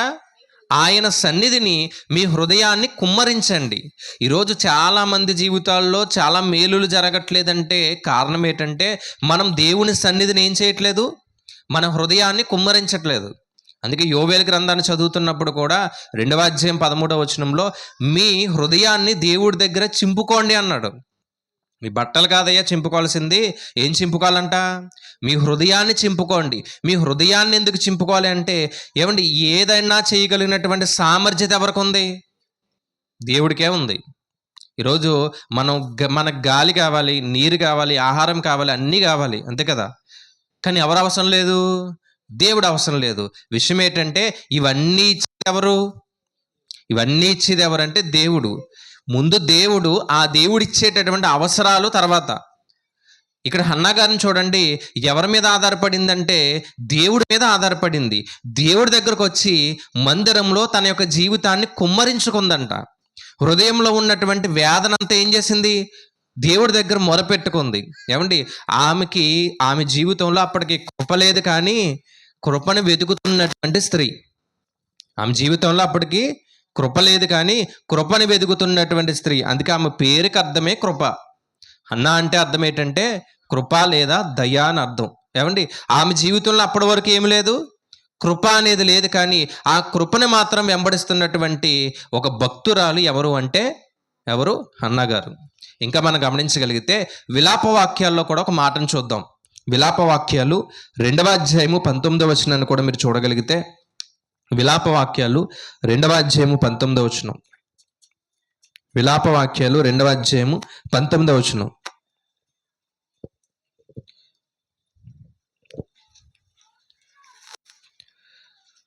విలాపవాక్యాలు 2వ అధ్యాయం 19వ వచనం తీసారండి. నీవు లేచి, ఎప్పుడంట? నీవు లేచి రేయి మొదటి జామున మొరపెట్టుము, నీళ్లు కుమ్మరించున్నట్లు ప్రభు సన్నిధిని నీ హృదయమును కుమ్మరించు అన్నాడు. ఏమండి, ఎంత చక్కగా చెప్పారో ఒకసారి ఆలోచించండి. విలాపవాక్యాలు 2వ అధ్యాయము 19వ వచనంలో నీవు లేచి, ఎప్పుడంట? రేయి మొదటి జాము అంటే ఏ సమయం? తెల్లవారుజాము అంటే మళ్ళీ సమయం చెప్పాలి. అంటే మళ్ళీ చెప్తున్నా, రేయి మొదటి జాము అంటే అర్ధరాత్రి 12 గంటల నుంచి 6 లోపుని రేయి మొదటి జాము అంటాం. అంటే జాములు అనేవి కొన్ని బైబిల్లో ఉన్నాయి, తెలుసు కదండి. యేసుక్రీస్తు వారి యొక్క కాలంలో కూడా యేసుక్రీస్తు వారిని పట్టుకున్నప్పుడు పేతురు గారి సందర్భంలో కూడా కోడి కూయక ముందే అన్నారు. అంటే ఏంటంటే మొదటి జాము 6 గంటల ముందు మాట. అంటే ఏ టైంకి ప్రార్థన చేయమంటున్నాడు ఆయన అంటే సుమారుగా ఒక 6 గంటల ముందు. ఏ టైం అన్నా ఆ టైం కంట నువ్వేం చేయాలి? నీళ్లను కుమ్మరించినట్లుగా నీ హృదయాన్ని ఏం చేయి అంటే ఏ సమస్య అయినా కానీ, ఏ బాధ అయినా కానీ, అనారోగ్యమైనా కానీ, ఏమండి కుటుంబంలో ఉన్నటువంటి వ్యక్తిగత సమస్యలైనా కానీ, ఏదైనా కానీ తీర్చగలిగినటువంటి ఒకే ఒక సమర్థుడు ఎవరు అంటే తండ్రి అయినటువంటి దేవుడు. ఆ తండ్రి అయినటువంటి దేవుడికి ఏమండి మన బాధని ఎప్పుడన్నా చెప్పుకోవచ్చు. కానీ మరలా చెప్తున్నాడు దేవుడు, నీ భారాన్ని నువ్వు ఖచ్చితంగా దేవుడి దగ్గర మొరపెట్టి ఆ భారానికి సమాధానాన్ని వెతకాలంటే నీలో ఒక మంచి గుణం ఉండాలి. ఏంటా గుణం? రేయి మొదటి జామున లేచి నీళ్లను కుమ్మరించినట్లుగా నీ హృదయాన్ని ఏం చేయాలి అంటే క్రీస్తుతో లేదంటే దేవుడితో నువ్వేం చేయాలి? సహవాసాన్ని కలిగి ఉండాలి. అదేంటండి, దేవుడు ఎప్పుడు ప్రార్థన చేసినా వింటాడు కదా అని మీరు అనొచ్చు. ఎప్పుడు ప్రార్థన చేసినా వింటాడు కదని మీరు అనొచ్చు. ఎందుకు ఆ సమయాన్ని చెప్పాడు అంటే ఒక క్రమశిక్షణ అనేది ఎవరిలో ఉండాలి? మనలో ఉండాలా లేదా? అంతే కదండి. ఉద్యోగానికి టైంకి వెళ్తాం, ఏమండి స్కూల్కి టైంకి వెళ్తాం, పనులకి టైంకి వెళ్తాం, ప్రతి దానికి టైంకి ఎందుకు వెళ్తాం? ఏదో ఒక సమయానికి వెళ్ళొచ్చు కదా అంటే లేదు, ఒక క్రమశిక్షణ ఉండాలి, ఒక యూనిఫామ్ ఉంటుంది. దేని కొరకు? ఒక క్రమశిక్షణ కొరకు. దేవుడి దగ్గర కూడా క్రమశిక్షణ చాలా ముఖ్యం. అందుకే ఏ జామునంట? రేయి మొదటి జామున లేచి నువ్వేం చేయి? ప్రార్థన చేయి. ఈ సహవాసాన్ని ఇక్కడ ఉన్న వారిలో ఎంతమంది కలుగున్నారు అనేది ఈరోజు హన్నా గారు మనకి ఒక పాఠాన్ని నేర్పిస్తున్నారు. ఇప్పుడు రాంబాబు గారు చెప్పినట్టుగా చాలా సమస్యల్లో ఉన్న దేవుడు మనుషుల ద్వారా ఏం చేశారు? సాయం చేశారా లేదా? అందుకే మొర్దెకై అంటాడు ఏమనంటే, ఎస్తేరు నువ్వు రాణిగా ఉన్నావు, నువ్వు చేయడానికి అవకాశం ఉన్నా నువ్వు భయపడుతున్నావు, సరే దేవుడు ఈ పక్క నుంచి సహాయం రాకపోయినా మరో పక్క నుంచి సహాయం దయచేస్తాడు. ఎందుకు? ఎవరి ద్వారా అంటే మనుషుల ద్వారానే చేస్తాడు, దేవుడు ప్రేరేపించి చేస్తాడు. అందుకే హన్నా దేవుడి దగ్గరకు వచ్చి మొరపెడుతుందంట. ఏమని? ప్రభువా, నా యొక్క సమస్య ఇది, నా బాధ ఇది అని మొరపెడుతుంది. మొదటిది ఏముందంట ఆమెలో? ఏముందంట? దేవునితో సహవాసం కలిగినటువంటి ఒక గొప్ప భక్తురాలు ఎవరు అంటే హన్నా గారు. బహుశా ఆమె కూడా నేను అనుకుంటా రేయి మొదటి జాములు లేచి ఆమె ఏం చేసి ఉండొచ్చు? అంతే కదండి, రేయి మొదటి జాములు లేచి ఆమె కూడా ప్రార్థన చేసి ఉండొచ్చు. అందుకే ఆ ప్రార్థనకి వెంటనే ఏమొచ్చింది? జవాబు వచ్చింది. రెండో విషయానికి వెళ్దాం. ఆమెలో ఉన్నటువంటి మరొక గుణం ఏంటంటే సమూయేలు మొదటి గ్రంథము 10వ అధ్యాయము, సమూయేలు మొదటి గ్రంథం 1వ అధ్యాయము 10 నుండి 15 వచనాల్లో మరొకసారి మనం గమనించగలిగితే ఎలా ఉందంట? ఆమె బహు దుఃఖాక్రాంతురాలై వచ్చి యెహోవా సన్నిధిని ప్రార్థన చేయుచు అంది. ఇక్కడ చాలా జాగ్రత్తగా ఆలోచన చేద్దాం. బహుగా ఏడుస్తుందంట. ఆమెకి చాలా దుఃఖం ఉంది. ఆమె చేసినటువంటి పని ఏంటి అంటే ప్రార్థన చేస్తుంది. ఈరోజు చాలా మందికి చాలా సమస్యలు ఉంటాయి. ఇక్కడ కూర్చున్న వాళ్ళందరికీ సమస్యలు ఉన్నాయి. నాకు ఏ సమస్య లేదన్నవారు ఎవరైనా ఉన్నారా? ఎవరన్నా ఒకసారి చెయ్యి ఎత్తితే ఆమె చూస్తాను నేను. నాకు ఏ సమస్య లేదండి అన్నవారు ఎవరైనా ఉన్నారా? ఎవరో ఉండరు. అనారోగ్యమా, కుటుంబ సమస్య, వ్యక్తిగత సమస్య, అప్పుల బాధల ఏదో ఒకటి ఉంటుంది మనకి, అంతే కదా.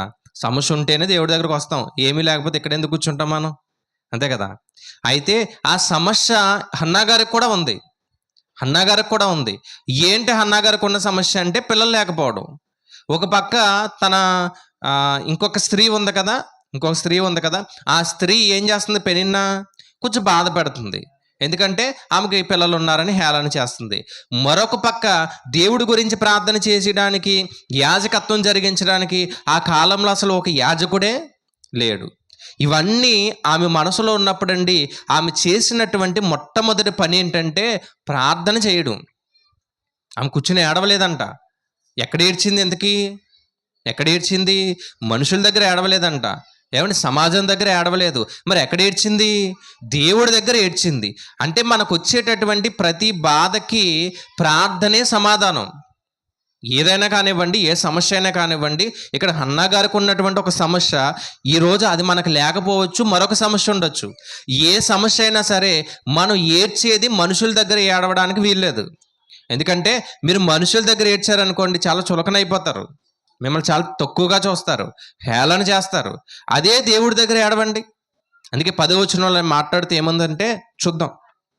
10వ వచనంలో, బహు దుఃఖాక్రాంతురాలై వచ్చి యెహోవా సన్నిధిని ప్రార్థన చేయుచు బహుగా ఏడ్చుచు, సైన్యములకు అధిపతియగు యెహోవా, నీ సేవకురాలైన నాకు కలిగిన శ్రమను చూచి నీ సేవకురాలైన నన్ను మరువక జ్ఞాపకం చేసుకొని నీ సేవకురాలైన నాకు మగ పిల్లను దయచేసిన ఎడల.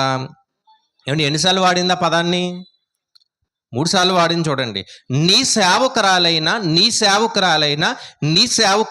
అని 3 సార్లు వాడింది. అంటే గొప్ప చెప్పుకోవట్లేదు ఆమె. ప్రభువా, నేను తగ్గి మాట్లాడుతున్నాను, విధేయత కలిగి మాట్లాడుతున్నాను. నేను నీ కుమార్తెని, నీ బిడ్డని. అయ్యా, నువ్వు నాకెందుకు చెయ్యవు? నాకేదో అవమానం కలిగిందని ఆ అవమానం పోవాలని నేను అడగట్లేదు. నా అవమానం పోవాలని అడగట్లేదు. మీరు గమనించగలిగితే అవమానం పోవడానికి అడిగితే నాకు బిడ్డనివ్వు అని అడుగుతుంది ఆమె, అంతే కదా. అవమానం పోవడానికి అడిగితే ఎలా అడగాలి? నాకు బిడ్డనివ్వు అని అడగాలి. కానీ చాలా క్లారిటీగా అడిగింది చూడండి. నన్ను జ్ఞాపకం చేసుకో అంది ఫస్ట్. రెండవది మళ్ళీ చదువుదాం. రెండవది ఫస్ట్ ఆమె మాట్లాడినటువంటి ఒక విషయాన్ని చూద్దాం. నీ సేవకురాలైన నన్ను మరొక జ్ఞాపకం చేసుకో, నీ సేవకురాలైన నాకు. మొదటిది ఏంటంటే నా శ్రమను చూడు అంది. రెండవది ఏంటంటే నన్ను జ్ఞాపకం చేసుకో అంది. మూడవది ఏంటంటే నాకు కావలసినటువంటి అవసరాన్ని తీర్చు అంది. చాలా జాగ్రత్తగా ఆలోచన చేయగలిగితే ఆమెకున్నటువంటి ఆ శ్రమని, ఆ బాధని ఎలా తగ్గించుకుంటుంది అంటే ప్రార్థన ద్వారా తగ్గించుకుంటుంది. చాలా భారం ఉందంట ఆమె హృదయంలో, చాలా వేదన ఉంది, చాలా ఏడ్పు ఉంది. ఆ ఏడ్పునంతటినీ కూడా ఎవరి దగ్గర పెట్టింది? దేవుడి దగ్గర పెట్టింది. ఏమండి, మందిరానికి వెళ్ళిపోయింది. ఈరోజు చాలా మంది అండి శ్రమ రాగానే మందిరాన్ని మానేస్తారు. శ్రమ రాగానే ఫస్ట్ మనం చేసేది ఏంటి? మందిరాన్ని మానేస్తాం, దేవుడికి దూరం అయిపోతాం. అసలు నువ్వు దగ్గర అవ్వాల్సింది ఎవరికి?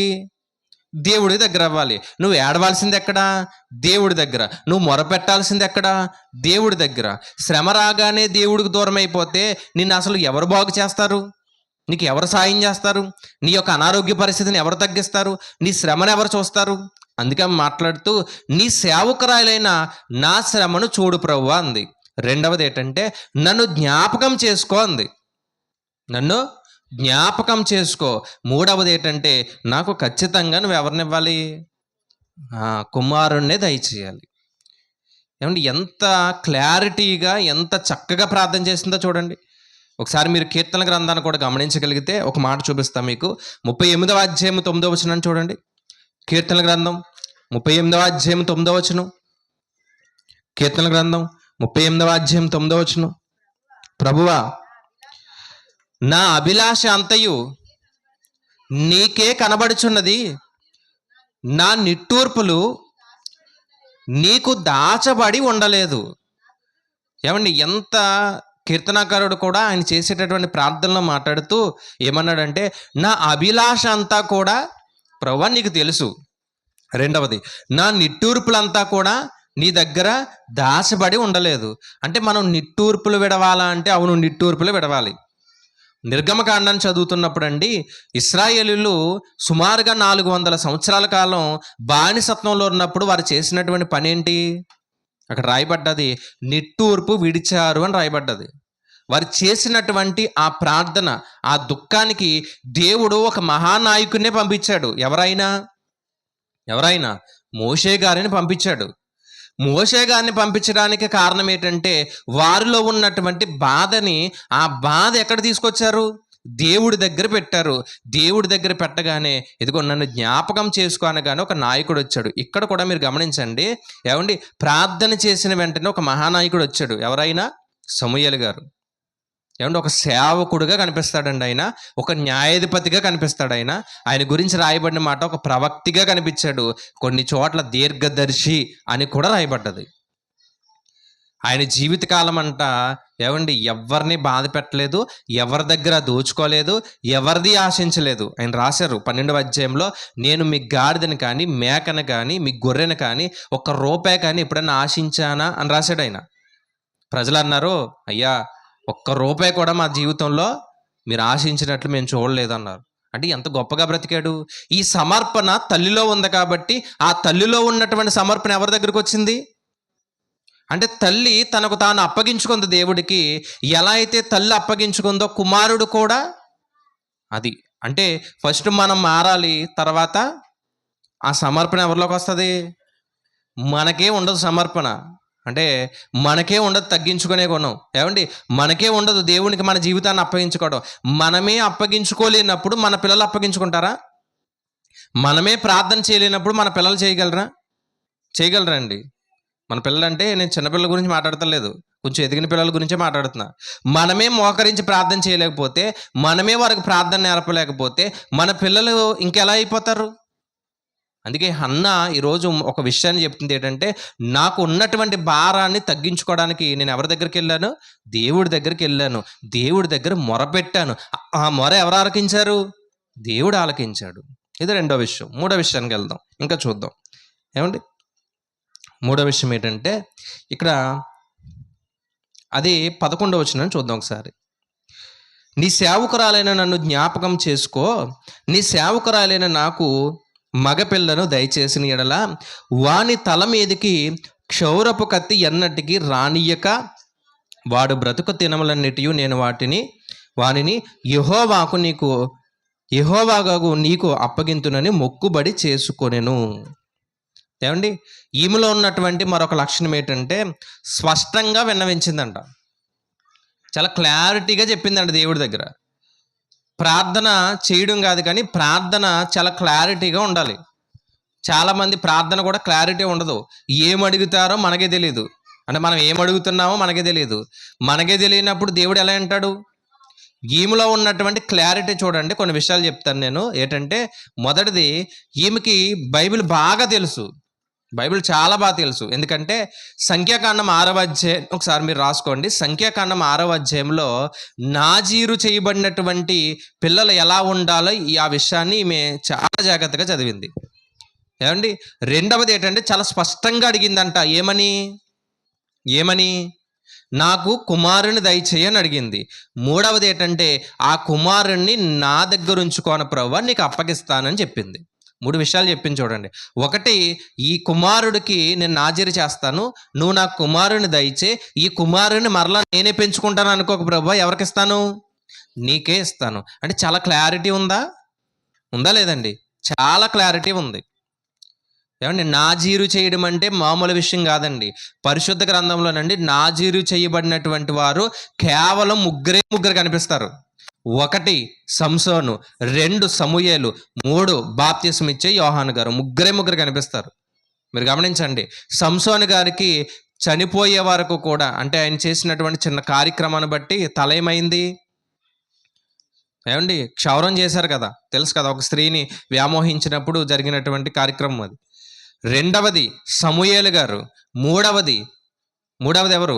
బాప్తిస్మిచ్చే యోహాను గారు. మీరు గమనించండి, బాప్తిస్మిచ్చే యోహాను గారు కూడా నాజీరు చేయబడిన వాడే. పరిశుద్ధాత్మ ప్రేరణ ద్వారా ఏమండి ఎవరికి? జకరియా గారికి, ఎలిజబెత్ గారికి పుట్టినటువంటి ఆ కుమారుడు దేవుడి మార్గాన్ని సిద్ధపరిచినవాడు. అలాంటి వారు ఎలా పెరిగారు? ఎంత గొప్పగా పెరిగారు? అందుకే ఈమె కూడా చెప్తుంది ఏమనంటే, ప్రభువా నన్ను జ్ఞాపకం చేసుకో అంది. ఏంటంటే ఏమని? నాకు ఖచ్చితంగా ఎవరు కావాలి? నాకు కుమారుడే కావాలి. ఆ కుమారుని మరలా ఎవరికి ఇస్తాను? నీకే ఇస్తాను. నేను ఎలా ఇస్తానో తెలుసా? ఆ కుమారుణ్ణి నాజీరు చేస్తాను. అంటే అదొక వ్రతం మాట. అంటే వ్రతం అంటాం కదా, మన భాషలో చెప్పాలంటే బైబిల్ భాషలో నాజీరు అని రాయబడ్డది. అదే కింద పుట్టినోట్లో కూడా వ్రతం అని రాయబడ్డది. అంటే దేవుడికి సమర్పించుకోవడం. ఇక ఉద్యోగాలు కానీ, పనిపాట్లు కానీ, ఏవండి లోక ఆశలు కానీ ఉండవు. ఒకసారి సమర్పించాము అంటే పూర్తిగా దేవుడికి వదిలేయాలంతే. పూర్తిగా దేవుడికి వదిలేయాలంటే. అలా వదిలేసిందా ఆమె? వదిలిందా లేదా? వదిలింది. చేసిన ప్రార్థన కట్టుబడి బ్రతికిందా? బ్రతికింది. ప్రార్థనలో కూడా ఏముందంట? చాలా క్లారిటీ ఉంది చూడండి. చాలా క్లారిటీ ఉంది. ఏమి కావాలో అడిగింది, ఎందుకు కావాలో అడిగింది, ఏమండి ఏం చేస్తానో కూడా చెప్పింది. ఏం కావాలి? కుమారుడు కావాలి. రెండవది ఏమండి ఎందుకు కావాలి? సరైనటువంటి యాజకుడు లేడు. దేవుని మందిరాన్ని ఏమండి పరిశుద్ధంగా ఆరాధించేవారు లేరు. వాక్యాన్ని చెప్పేవారు లేరు. ధర్మశాస్త్రాన్ని పాటించేవారు లేరు. ధర్మశాస్త్రాన్ని ఉపదేశించేవారు ఎవరూ లేరు. అలాంటి సమయంలో నాకు కుమారుడు కాదు ప్రభువా, నీ సేవకుడు కావాలి. నాకు కుమారుడు కాదు, ఎవరికి? నీకు సేవకుడు కావాలి. ఏమండి ఎలా పెంచుతానంది? నాజీరు చెయ్యబడిన వాడిగా పెంచుతానంది. ఈరోజు మన ప్రార్థనలో ఈ క్లారిటీ ఉందని అడుగుతున్నా. ఉందా అండి? మన ప్రార్థనలో మనం ఏదో చెయ్యాలని మొక్కుబడికి చేస్తే కుదరదండి. ఆమె కూడా మొక్కుబడి చేసుకుంది. ఆ మొక్కుబడికి తగ్గట్టుగానే తన జీవితం ఉంది. మన ప్రార్థనలో క్లారిటీ ఉందని అడుగుతున్నా. ఆమె ఎలా చేసిందని ప్రార్థన ఇందాక కూడా చెప్పాను. రేయి మొదటి జామున, బహుశా ఆమె అలాగే చేసి ఉండొచ్చు. అందుకే ఆ ప్రార్థనలో కూడా ఎంత క్లారిటీ ఉందంటే, నాకు ఖచ్చితంగా కుమారుడే కావాలి. ఏ ఆడపిల్ల ఎందుకు అవసరం లేదు? ఏ ఆడపిల్ల అంటే పడదా? అన్నగారికి పడదా అండి? అంటే ఇప్పుడు గొడ్రాలు అనే పేరు పోవాలంటే ఎవరు వచ్చినా ఒకటే, అంతే కదా. గొడ్రాలు అనే పేరు పోవాలంటే ఎవరు వచ్చినా ఒకటే. కానీ కుమారుడు ఎందుకు కావాలంటే, అక్కడ ఏలీ గారు ఉన్నారు కానీ పరిచర్య లేదు. ఏలీ గారి పిల్లలు ఉన్నారు కానీ ఏలీ గారి పిల్లలతో కూడా దేవుడు మాట్లాడలేనటువంటి స్థితి. ఏలీ గారి దగ్గర సమూయేలు గారు వెళ్ళినప్పుడు ఏమండి సాక్షాత్తు దేవుడండి ఒక బాలుడితో మాట్లాడినటువంటి పరిస్థితి మనం చూస్తాం. అంటే ఎంత పరిశుద్ధంగా బ్రతికాడో చూడండి. అందుకే అయ్యా నాకు కుమారుడు కాదయ్యా, నీకు సేవకుడు కావాలి. ఆ సేవకుడు గురించి నేను ప్రార్థన చేస్తున్నానని షిలోహ్ అనే మందిరానికి వెళ్ళి ప్రార్థన చేసింది. ఎలాంటి ప్రార్థన? కన్నీటి ప్రార్థన చేసింది. ఆ కన్నీటి ప్రార్థనలో ఏముందంట? స్పష్టత ఉంది, క్లారిటీ ఉంది. ఈరోజు నువ్వు చేసే ప్రార్థనలో ఎంతవరకు స్పష్టత ఉంది? దేవుణ్ణి ఏం అడుగుతున్నావు? ఏం కావాలని కోరుకుంటున్నావు? ఒకవేళ దేవుడు ఇస్తే నువ్వు ఏం చేయాలనుకుంటున్నావు? ఈ క్లారిటీ లేనప్పుడండి ఆ ప్రార్థన ఎప్పటికీ నెరవేరదు. అందుకే దేవుడి యొక్క సన్నిధికి వెళ్ళామంటే, దేవుడి యొక్క మందిరానికి వెళ్ళామంటే కన్నీటితో మన హృదయం ఏమవ్వాలి? నిండి మన బాధని, మన సమస్యని, మన వ్యక్తిగత జీవితాన్ని ఆయన పాదాల ముందు ఏం చేయాలంట? కుమ్మరించాలంట. కుమ్మరించేవారు ఎంతమంది ఉన్నారని దేవుడు ఈరోజు మనల్ని ప్రశ్నిస్తున్నాడు. 3 విషయాలు మాట్లాడారు. 1, దేవుడితో సహవాసాన్ని కలిగి ఉంది. 2, బహు దుఃఖాక్రాంతురాలైనటువంటి ఆమెకి సమాధానం ప్రార్థనే. ఏమండి 3వది ఏంటంటే, ప్రార్థనలో ఏముంది? స్పష్టత ఉంది. ఏం అడగాలో తెలుసు, ఎందుకు అడగాలో తెలుసు, తర్వాత ఏమి చెయ్యాలో కూడా ఆమెకు తెలుసు. ఏమండి ఏమి చెయ్యాలో కూడా ఎవరు తెలుసు? ఆమెకు తెలుసు. 4వ విషయానికి వెళ్దాం. 4వ విషయం ఏంటంటే, విశేషమైనటువంటి విశ్వాసం కలిగినటువంటి స్త్రీ. ఏమండి విశేషమైనటువంటి విశ్వాసం కలిగినటువంటి స్త్రీ. ఎలాంటి విశ్వాసం ఉందంటే ఒక మాట చూద్దాం మనం. ఎలాంటి విశ్వాసం ఉందంటే 17 నుండి 19 వచనాలు చూద్దాం. 17 నుండి 19 వచనాలు. అంటే ఈరోజు మొదటి అధ్యాయమే, పెద్దగా బైబిల్ అటు ఇటు తిప్పాల్సిన పని ఉండదులేండి. ఏమండి 15 నుండి 19 వచనాలు చూడగలిగితే ఒకసారి చదవండి. అంతటి ఏలి, నీవు క్షేమముగా వెళ్ళుము. నాకు వినిపించట్లేదండి. ఇశ్రాయేలు దేవునితో నీవు చేసుకొనిన మనవి ఆయన దయచేయునుగాక అని ఆమెతో చెప్పగా, ఆమె అతనితో, నీ సేవకురాలైన నేను నీ దృష్టికి కృపనొందునుగాక అనెను. తరువాత ఆ స్త్రీ తన దారిని వెళ్ళిపోయి భోజనం చేయుచు నాట నుండి దుఃఖముఖిగా నుండుట మానెను. తరువాత వారు ఉదయమందు వేగరమే లేచి యెహోవాకు మొక్కి తిరిగి రామాలోని తన ఇంటికి వచ్చిరి. ఏమండి, ఈ 2 వచనాల్లో ఉన్నటువంటి ఒక పరమార్థాన్ని ఆలోచన చేద్దాం. ఆమెలో ఏముందంట? విశేషమైనటువంటి విశ్వాసం ఉందంట. ఎలాంటి విశ్వాసం అంటే, ఈమె ప్రార్థన చేస్తున్నప్పుడు కొంచెం అవమానించినట్టుగా ఎవరు మాట్లాడారు? ఏలి మాట్లాడాడు. ఏమని మాట్లాడాడు అంటే, ఎంత సమయం నువ్వు మత్తురాలుగా ఉంటావమ్మా అని అడిగాడు. అంటే ఆమె వేదన ఎలా ఉంది అంటే, మందిరానికి వచ్చి మోకరించి కన్నీరు కారుస్తూ నోట్లో ఏదో మాట్లాడుకుంటుంది. అలాంటి సమయంలో ఆయన చూసి ఏమనుకున్నాడంటే, అసలు మందిరానికే ఎవరు రారు, ఎవరన్నా వస్తున్నారా? ఎవరు రావట్లేదు, ఈమె వచ్చిందంటే బహుశా తాగేసి వచ్చి ఉంటుంది అనుకుని, ఎంత సమయం నువ్వు ఎలా ఉంటావు? మొత్తురాలుగా ఉంటావంటే ఆమె ఆ యొక్క సందర్భం చెప్పింది. అయ్యా, ఇది నా సమస్య, నా బాధ ఇది, నేను ఇలా ప్రార్థన చేశాను అంటే వెంటనే ఏలి గారు చాలా ఆనందం కలిగి ఒక మాట అన్నారు. అమ్మా, దేవుడు నీకు ఖచ్చితంగా క్షేమం ఇస్తాడు, ఆనందాన్ని ఇస్తాడు, నువ్వు కోరుకున్నదే ఇస్తాడు. క్షేమంగా ఇంటికి వెళ్ళు అనగానే పరిస్థితి ఏమీ మారలేదు, కానీ మనసు మారిపోయింది. చూడండి, అంటే యాజకుడు చెప్పినటువంటి మాటకి ఎంత విలువ ఉంది తెలుసండి? యాజకుడు చెప్పినటువంటి మాటకి ఎంత విలువ ఉంది? ఈరోజు సేవకుని ఎలా చూస్తున్నారు నాకు తెలియదు కానండి, ఆ రోజు సేవకుని దేవుడితో సమానంగా చూసేవారు. ఎందుకంటే ఒకానొక సమయంలో ఒక సేవకుడు వస్తుంటే రాజు భయపడి ఒక మాట అంటాడు, సమాధానంగా వస్తున్నావయ్యా అని అడిగాడు. సమాధానంగానే వస్తున్నాను, భయపడకండి అనమాట. అంటే సేవకుడు ఇంటికి వస్తున్నాడంటే ఈరోజు వెనకాల నుంచి ముందు నుంచి పారిపోయే వాళ్ళు ఎక్కువ. కానీ ఆ రోజు సేవకుడు ఇంటికి రావడమే చాలా గొప్ప అనుకునేవారు.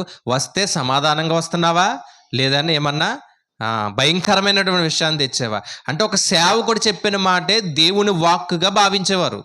అంటే ఈ రోజు ఉన్నటువంటి సేవకులు కొంతమంది అలా లేరు కాబట్టి ఏమండి వారి యొక్క విలువ కూడా పడిపోయింది. అయితే ఇక్కడ ఒక విషయాన్ని ఆలోచన చేయగలిగితే, నీవు క్షేమంగా వెళ్ళు అనగానే ఎంత విశ్వాసం కలిగినటువంటి స్త్రీ తెలుసా అండి? ఆమెకి పరిస్థితి ఏం మారలేదు, కుమారుడు రాలేదు, గర్భఫలం రాలేదు, వచ్చిందా? ఏమీ రాలేదు అప్పటికి. కానీ వస్తాది అనే నమ్మకంతో తిరిగి ఇంటికి వెళ్ళిపోయిందంట. వస్తాది అనే నమ్మకంతో ఎక్కడికి వెళ్ళిపోయింది? తిరిగి ఇంటికి వెళ్ళిపోయింది. అప్పటి వరకు ఎలా ఉందామే? ఉపవాసంతో ఉంది, అందుకే అక్కడ భోజనం చేసిందని రాయబడ్డది. అప్పటి వరకు ఎలా ఉందంట? ఉపవాసంతో ఉంది. మీరు గమనించండి, దావీదు గారికి ఒక కుమారుడు పుట్టాడు. అయితే దేవుడు ఆ కుమారుని మొత్తిన తర్వాత 7 దినాలు, సుమారుగా 7 దినాలు ఆ బిడ్డ చావడానికి సిద్ధంగా ఉన్నాడు. ఈ 7 దినాలు కుమారుని నిమిత్తం దావీదు గారు భోజనం చేయలేదు, ఏడుస్తానే ఉన్నారు. అదే సందర్భాన్ని రాస్తూ పరుపు ఏమైందంట? తేలిపోయిందని రాయబడ్డది. 7 దినాల తర్వాత తన కుమారుడు ఏమయ్యాడు? చనిపోయాడు. చనిపోయిన తర్వాత తనకు అర్థమైన విషయం ఏంటంటే, నేను చేసినటువంటి తప్పుకి దేవుడు నాకు శిక్ష వేశాడు, అయిపోయింది ఇక్కడతో అనుకుని వెళ్ళి భోజనం చేశాడంట. ఏమండి, మేలు జరుగుతుంది అనగానే గోనె బట్ట తీసేస్తారు, బూడిద జల్లుకోవడం ఆపేస్తారు, చక్కగా ఇంటికి వెళ్ళి ఏం చేస్తారు? అది యూదుల ఆచారం. ఈమె మేలు పొందుకుందా? అప్పుడు పొందుకుందా? ఆ మాట చెప్పేటప్పుడు పొందుకోలేదు. కానీ ఎవరి మీద నమ్మకం ఉంది? ఏలి చెప్పిన మాట అది దేవుని వాక్కుగా గమనించి ఏమండి దేవుడి మీద నమ్మకం పెట్టుకుని వెంటనే లేచిందంట. మొహం అంతా మారిపోయిందంట, సంతోషం వచ్చింది. భోజనం పెట్టండి అంది. అప్పటి వరకు భోజనం చేయలేదు, భోజనం పెట్టండి అంది. ఒకసారి హెబ్రీయులకు రాసిన పత్రిక 11వ అధ్యాయం 1వ వచనాన్ని మీరు గమనించండి. విశ్వాసం అనున్నది నిరీక్షింపబడి వాటి యొక్క నిజస్వరూపము, ఏమండి అదృశ్యమైనది ఉన్నది అనుటకు ఎలా ఉందంట? రుజువుగా ఉందంట.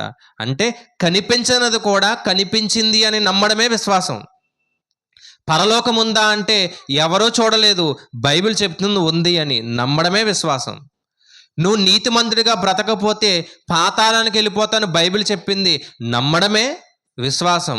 ఏలి చెప్పాడు, క్షేమంగా వెళ్ళు, నీకు ఖచ్చితంగా కుమారుడు వస్తాడని చెప్తే ఏమండి ఆ రోజు భోజనం చేసి ఆ రోజు అక్కడే ఉండి ఉదయాన్నే లేచి ప్రార్థన చేసిందంట. మీరు గమనించండి, ఉదయాన్నే లేచి మరలా ప్రార్థన చేసి తన ఇల్లు అయినటువంటి రామా అనే ప్రాంతానికి ఏమైంది, తిరిగి వెళ్ళింది. వెళ్ళేటప్పుడు కూడా మరలా ప్రార్థన చేసుకుని వెళ్ళింది. అంటే ఈమెలో ఉన్నటువంటి ఏమంటే ఒక విశ్వాసాన్ని మీరు గమనించగలిగితే పరిస్థితి మారలేదు, కానీ తన మనసు మారింది. దేవుడు ఇస్తాడు అని నమ్మకంతో ఇంటికి వెళ్ళింది. కొన్ని దినాలకి ఎవరు వచ్చారు, సమూయేలు గారు వచ్చారా? కొన్ని దినాలకే సమూయేలు గారు వచ్చారు. అంటే మన జీవితంలోనండి దేవుడు మేలు చేస్తాడు అని నమ్మాలి. మనలో ఎందుకు ఆ నమ్మకం ఉండదు.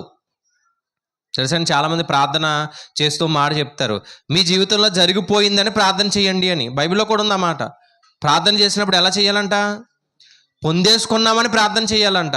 కానీ మనం ఎలాంటి వారం అంటే పొందుకుంటామో లేదో అని అనుమానంతో ప్రార్థన చేస్తాం, కానీ ఎప్పటికీ పొందుకోలేము.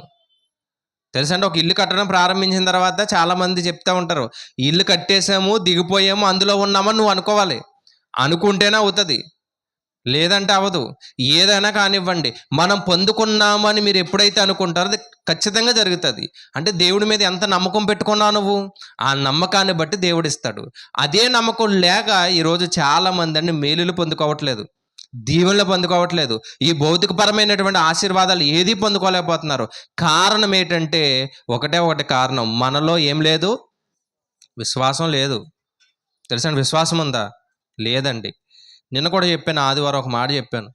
లేయా గారికి 4 కుమారులు పుట్టిన తర్వాత లేయా గారి యొక్క గర్భం అంట ఏమైంది, ఉడికిపోయింది. అంటే ఇంకా పిల్లలు పుట్టే అవకాశం లేదని రాయబడ్డది అక్కడ, మీరు చదవండి. పిల్లలు పుట్టే అవకాశం లేదు, అక్కడితో కాన్పు ఆగిపోయిందని రాయబడ్డది. 4 పిల్లలు పుట్టిన తర్వాత విషయం ఏంటంటే, కాన్పు ఆగిపోయిన తర్వాత కొన్ని దినాలు మళ్ళీ ప్రార్థన చేసింది ఆమె. మళ్ళీ ఎంతమంది పుట్టారు, మరలా 3. ఏమండి, మొత్తం 7 సంపూర్ణ సంఖ్య మాట. ఏమండి, మొత్తం ఎంతమంది, 7. అదేంటి, కాన్పు ఆగిపోయింది కదా, ఆగిపోయిందా లేదా? శారమ్మ గారికి ఏమండి గర్భసంచి అంట మృతతుల్యం అయిపోయిందంట. మృతతుల్యం అంటే ఇంకా అసలు ఆ గర్భంలో కుమారుడు పుట్టే అవకాశమే లేదు. అలాంటి సమయంలో కూడా కుమారుడు వచ్చాడు. కాన్పు ఆగిపోయినా కుమారులు వచ్చారు. అంటే దేవుడి యొక్క శక్తి మనం అర్థం చేసుకోలేనటువంటి గొప్ప శక్తి అండి. మన ఊహకి మించిన శక్తి అయింది. మనం ఏదో చిన్నగా చూస్తాం దేవుడు అంటే, ఏదో అవసరాలు తీర్చేవాడుగా చూస్తాం. కానండి, మనం అనుకోలేనటువంటి ఎన్నో పరిస్థితుల నుండి దేవుడు మనల్ని ఏం చేశాడు, కాపాడి బయటకు తీసుకొచ్చాడు. మనం అనుకోలేనటువంటి జీవితాన్ని మనకు దయచేశాడు. అందుకే ఇక్కడ ఆమె ప్రార్థన చేసినప్పుడు అండి, ఏలీ గారు వచ్చారు. ఏలీ గారు చెప్పగానే అదే దేవుని వాక్కని ఏం చేసింది, ఆమె చక్కగా తిరిగి మరల ఇంటికి వెళ్ళిపోయింది. కుమారుని పొందుకుంది. ఏమండి, 5వ విషయానికి వెళ్దాం. ఏమండి, 5వ విషయం ఏంటంటే కృతజ్ఞత కలిగినటువంటి స్త్రీ. ఆమె కృతజ్ఞత కలిగినటువంటి స్త్రీ. చూద్దాం మరలా. మొదటి అధ్యాయం 20 వచనం. ఏమండి, ముగిస్తానండి. మొదటి అధ్యాయం 20 వచనం. గనుక హన్నా గర్భము ధరించి ఒక కుమారుని కని నేను యెహోవాకు మొక్కుకొని నేను అడిగి తిననుకొని వానికి ఏం పేరు పెట్టిందంట, సమూయేలు అని పేరు పెట్టింది. అసలు పిల్లలకి పేరు ఎవరు పెట్టాలి? పాత నిబంధనలో కానీ ఇప్పుడైనా కానివ్వండి ఎవరు పెట్టాలి? భర్త పెట్టాలి, అంతే కదా, పురుషుడు పెట్టాలి. పాత నిబంధనలు అయితే పురుషులు ఎక్కువ పెట్టేవారు. అది కూడా వాక్యంలో కూడా చాలా రాయబడ్డది. ఇంకా చెప్పాలంటేనండి, ఈమె నాజీరుకి దేవుడి దగ్గర మొరపెట్టేసుకుందంట. అంటే మొక్కుబడి చేసుకుంది. మొక్కుబడి చేస్తున్నప్పుడు భర్తను అడగాలని కూడా సంఖ్యాకాండంలో చెప్పారు. తెలుసా, మొక్కుబడి చేసుకున్నప్పుడు అంట ఒక స్త్రీ మొక్కుబడి చేసుకుంటే ఎవరిని అడగాలి? తన భర్తను అడిగి చెయ్యాలంట. ఇప్పుడు తన భర్తను అడిగిందా? అడగలేదు. కానీ తన భర్త సమ్మతించాడు. వెంటనే ఇదిగో నేను మొక్కుబడి చేసుకున్నాను, మరి పిల్లవాడు పుట్టగానే మరి ఎక్కడికి, మనకేం కాదు, ఈ పిల్లవాడు ఎవరికి, దేవుడికి ఖచ్చితంగా ఒక 5 సంవత్సరాల తర్వాత మందిరంలో అప్పగించేయాలి. ఏమండి, భర్త సమ్మతించాడు. కుటుంబం కూడా ఒప్పుకుంది. ఇక్కడ ఆలోచన చేయగలిగితే కృతజ్ఞత కలిగినటువంటి స్త్రీగా కనిపిస్తుంది. ఎలా అంటే దేవుడిచ్చినందుకు దేవునికి ఏం చెల్లించాలి? ఇప్పుడు కృతజ్ఞత చెల్లించాలి. ఈ కృతజ్ఞత ఎలా ఉండాలంటే అందరూ జ్ఞాపకం చేసుకోవాలి. దేవుడు నాకు ఇచ్చాడని ప్రపంచంలో ఉన్న వారు అందరూ ఏం చేయాలి? అందరూ జ్ఞాపకం చేసుకోవాలి. కాబట్టి నా కుమారుడికి ఏ పేరు పెడతా పేరు పెట్టను, తాతల పేరు పెట్టను, వాళ్ళ తాతల పేర్లు పెట్టను. ఏ పేరు పెడతాను? సమూయేలు అని పేరు పెడతాను. దాని అర్థం ఏంటంటే దేవుడు ఆలకించెను అని అర్థం. సమూయేలు అంటే దేవుడు ఆలకించెను. హన్నా అంటే కృప లేదంటే దయ.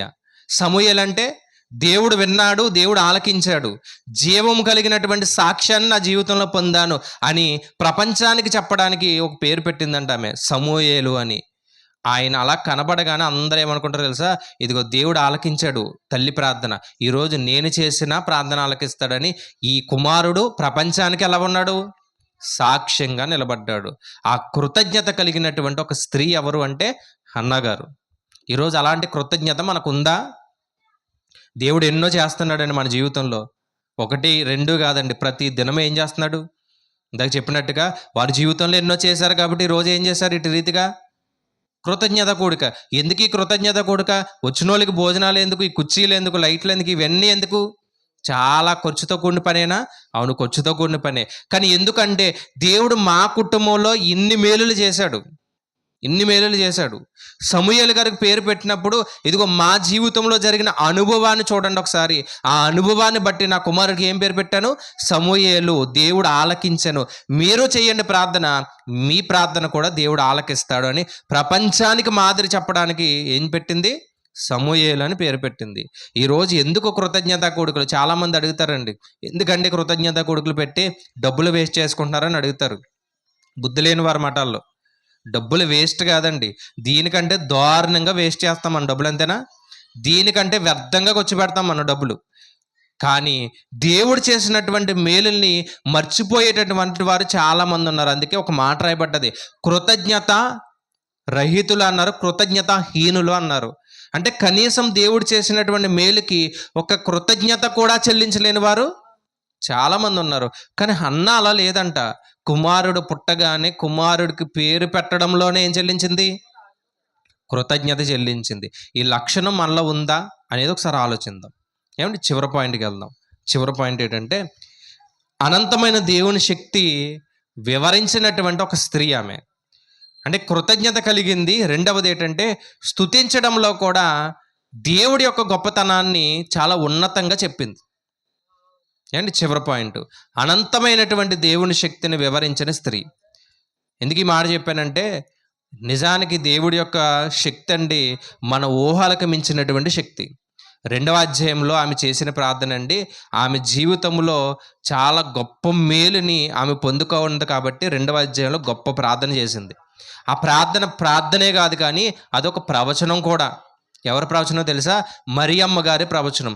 యేసుక్రీస్తు వారిని కన్నటువంటి మరియమ్మ గారి ప్రవచనమే ఈ 2వ అధ్యాయంలో ఉన్నటువంటి ప్రార్థన. ఒకసారి జ్ఞాపకం చేసుకుందాం. 2వ అధ్యాయం చివరగా 2వ అధ్యాయము 2 నుండి 7 వచనాలు ఒకసారి చదువుదాం. 2 నుండి 7 వచనం. యెహోవా వంటి పరిశుద్ధ దేవుడు ఒకడును లేడు, నీవు తప్ప మరి ఏ దేవుడును లేడు. యెహోవా వంటి పరిశుద్ధ దేవుడు ఒక్కడును లేడంట. ఆయనలో ఉన్నటువంటి పరిశుద్ధత గమనించండి. ఎంత పరిశుద్ధుడైనా, ఎలాంటి వాడైనా. అందుకే అనంతమైనటువంటి శక్తి ఉన్నటువంటి దేవుడు అండి ఆయన. మామూలు వాడు కాదు. ఏమండి మన ఊహకి అందనటువంటి శక్తి. పరలోకాన్ని కూడా మన ఊహకు అందనంత ఏమండి గొప్పగా ఉంటుందండి. తెలుసండి, మనం చూసే వీడియోల్లో చిన్న వీడియోలు చూసి పరలోకం ఎంత గొప్పగా ఉంటుంది అనుకుంటా కదా. మనిషి ఊహకు కూడా అందనటువంటిదే పరలోకం. అప్పుడప్పుడు పరలోకం గురించి కొన్ని వీడియోలు చూస్తాం కదా, అబ్బో ఎంత గొప్పగా ఉంటుంది, ఎంత బిల్డింగ్లు ఉంటాయని. మీరు గమనిస్తే ఆ బిల్డింగ్లో ఒక 2 రోజులు ఉన్నా బోర్ కొడుతుంది మనకి. అందుకే మనిషి ఊహకు అందనటువంటిది ఏది? పరలోకం. అటువంటి జ్ఞానం కలిగినటువంటి దేవుడు. ఎలాంటి దేవుడు అంట చదవండి. ఎలాంటి దేవుడు అంట?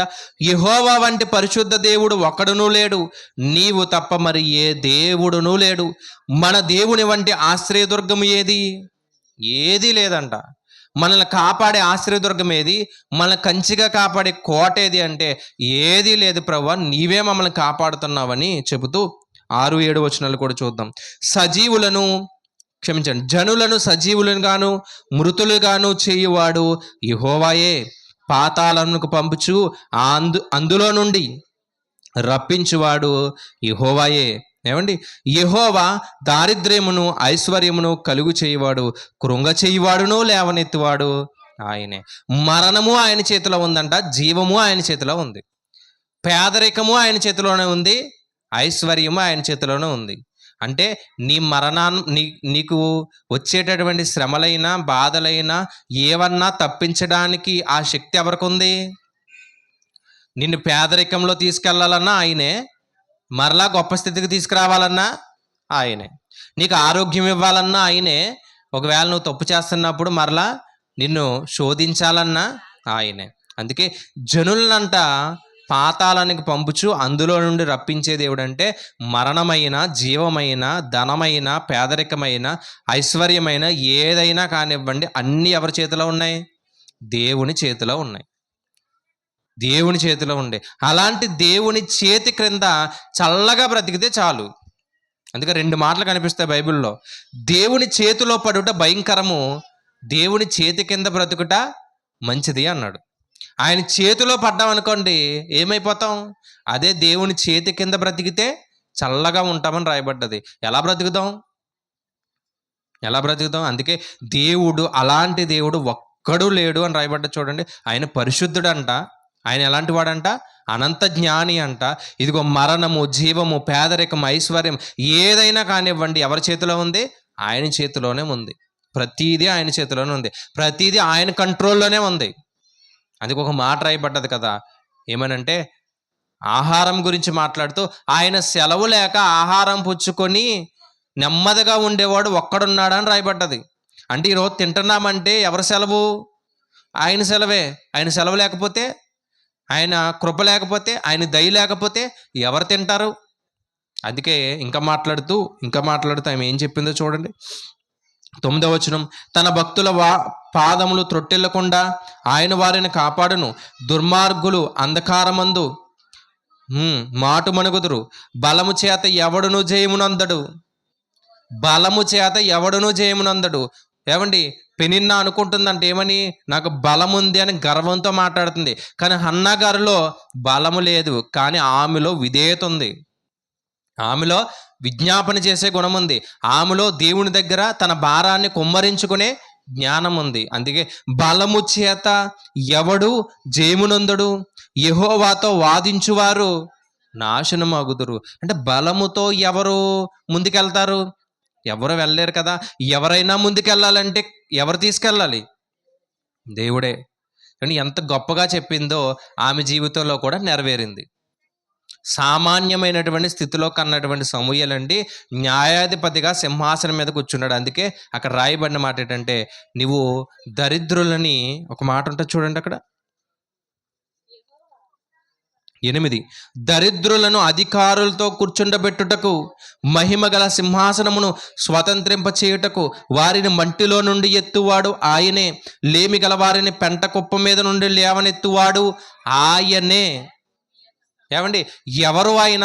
ఏంటి ఆయన గొప్పతనం అంటే, మాట్లాడుతూ ఆమె ఎంత గొప్ప విషయాన్ని చెప్పిందంటే, దరిద్రులను అధికారులతో కూర్చుండబెట్టువాడు ఆయనే.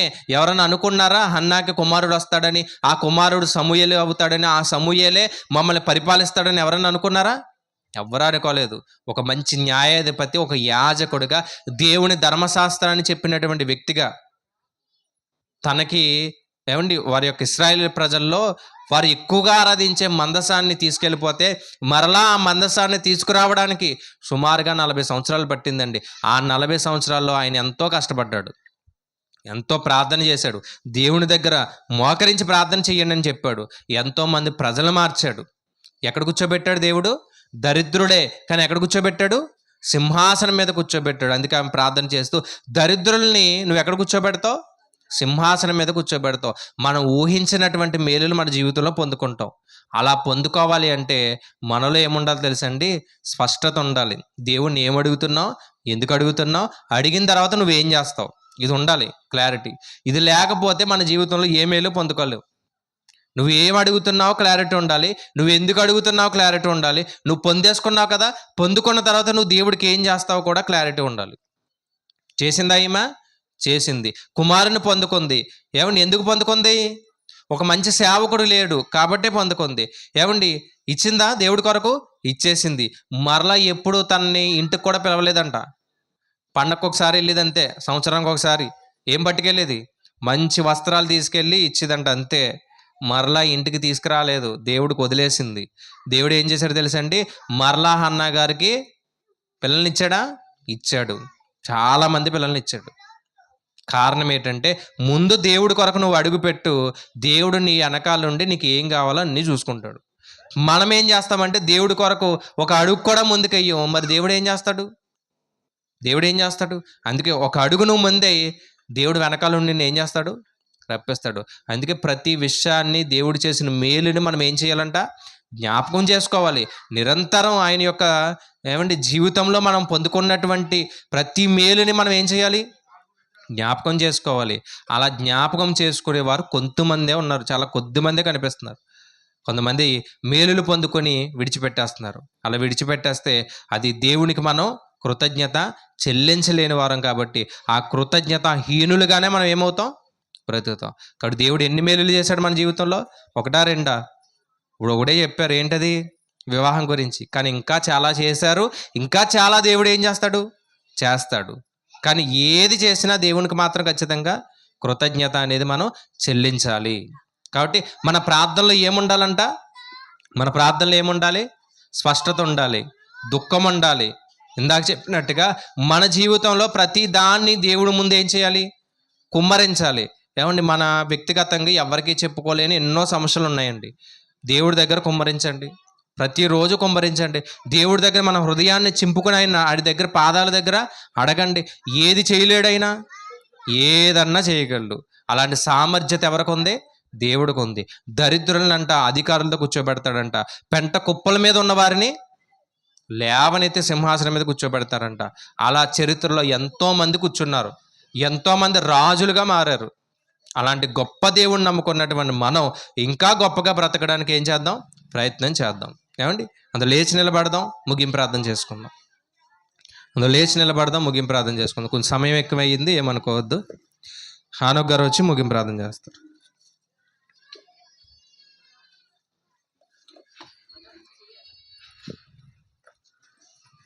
ముగింపు ప్రార్థన ఆశీర్వాదంతో ఈ యొక్క కార్యక్రమాన్ని మనం ముగిందాం. ప్రార్థన చేసుకుందాం అండి. మరి ఎంతవరకు దేవుడు చేసిన మేలుల గురించి మరి సేవకుల ద్వారాగా అనేక సంగతులు విన్నాం. ప్రార్థన చేసుకుందామండి. మరి ప్రేమ నమ్మకం కలిగిన మా కన్న తండ్రి, నీ ఉన్నతమైన నామానికి వందనాలు ప్రభువా. ఇంతవరకు నాయన రాంబాబు గారు ఈ నెలలోనే సేవకుల ద్వారాగా మొదటి రోజునే కూడిక ఏర్పాటు చేసుకున్నారు. మరి ఈరోజు కూడా సేవకుల ద్వారాగా మళ్ళీ ఏర్పాటు చేసుకుని బంధువుల్ని, స్నేహితుల్ని, తోబుట్టువుల్ని, రథ సంబంధుల్ని, విశ్వాసుల్ని, సేవకుల్ని పిలుచుకుని వారి కుటుంబంలో జరిగిన మేలులు అనేక ఉన్నాయి. కానీ మరి భవన విషయంలోనే కాదు, ప్రతిదీ కూడా మేలు పొందుకున్న దానికి ఈరోజు కృతజ్ఞతాస్తుతులు చెల్లించడానికి ఎంతో ప్రయాసపడి ఈరోజు కూడికని ఏర్పాటు చేసిన కుటుంబాన్ని బట్టి మీకు వందనాలు తండ్రి. దేవా, సహోదరులు అనేకులు నాయన ప్రార్థనకు వచ్చి నీ మాటలు విన్నారు తండ్రి. భయభక్తులతో ఎప్పుడైతే దేవుళ్ళో బ్రతికేమో మనం మా తలంపులు, మా ఆలోచనలు కాదు, కానీ మీ ఆలోచనలోకి మేము రాగలిగితే మాలో ఉండే కల్మషం అంతా కూడా పోతుందని నీ వాక్యం చదివేస్తుంది తండ్రి. ఇక్కడ వచ్చిన వారు బిడ్డలందరినీ కూడా దీవించండి. ఈ మైక్ ద్వారా అయిన కుటుంబాలను కూడా కాశీ కాపాడండి ప్రభువా. తండ్రి, ప్రార్థన అనంతరం మరి ఇంది ఏర్పాటు చేసి ఉన్నారు తండ్రి. అన్నీ కూడా ప్రారంభం నుంచి ముగింపు వరకు క్రమంగాను మర్యాదగాను జరిగించుకున్నందుకు మీకు వందనాలు తండ్రి. తండ్రి వచ్చిన బిడ్డలందరినీ కూడా దీవించి కాశీ కాపాడమని, ఇంతవరకు మమ్మల్ని అందరం కూడా మీ దయతో మీ కృపలో మమ్మల్ని అందరం జ్ఞాపకం చేసుకున్నందుకు మీకు కృతజ్ఞాస్తుతులు చెల్లించుకుంటూ ఈ ప్రార్థన క్రీస్తు నామం ద్వారాగా అడిగి వేడుకుంటున్నాం పరమ తండ్రి, ఆమేన్. మన తండ్రి అయిన ప్రేమ, యేసుక్రీస్తు వారి కృప, పరిశుద్ధాత్మ అన్యోన్యసహవాసము మనకును సంఘ కూడుకున్న మనందరికని, ఈ కూడుకుని ఏర్పాటు చేసుకున్న రాంబాబు గారి కుటుంబానికని, ఈ మైక్ ద్వారా వింటున్న ప్రతి కుటుంబ సభ్యులకని సదాకాలం ఎల్లప్పుడూ తోడయుండును గాక. ఆమేన్. అందరికీ వందనాలు.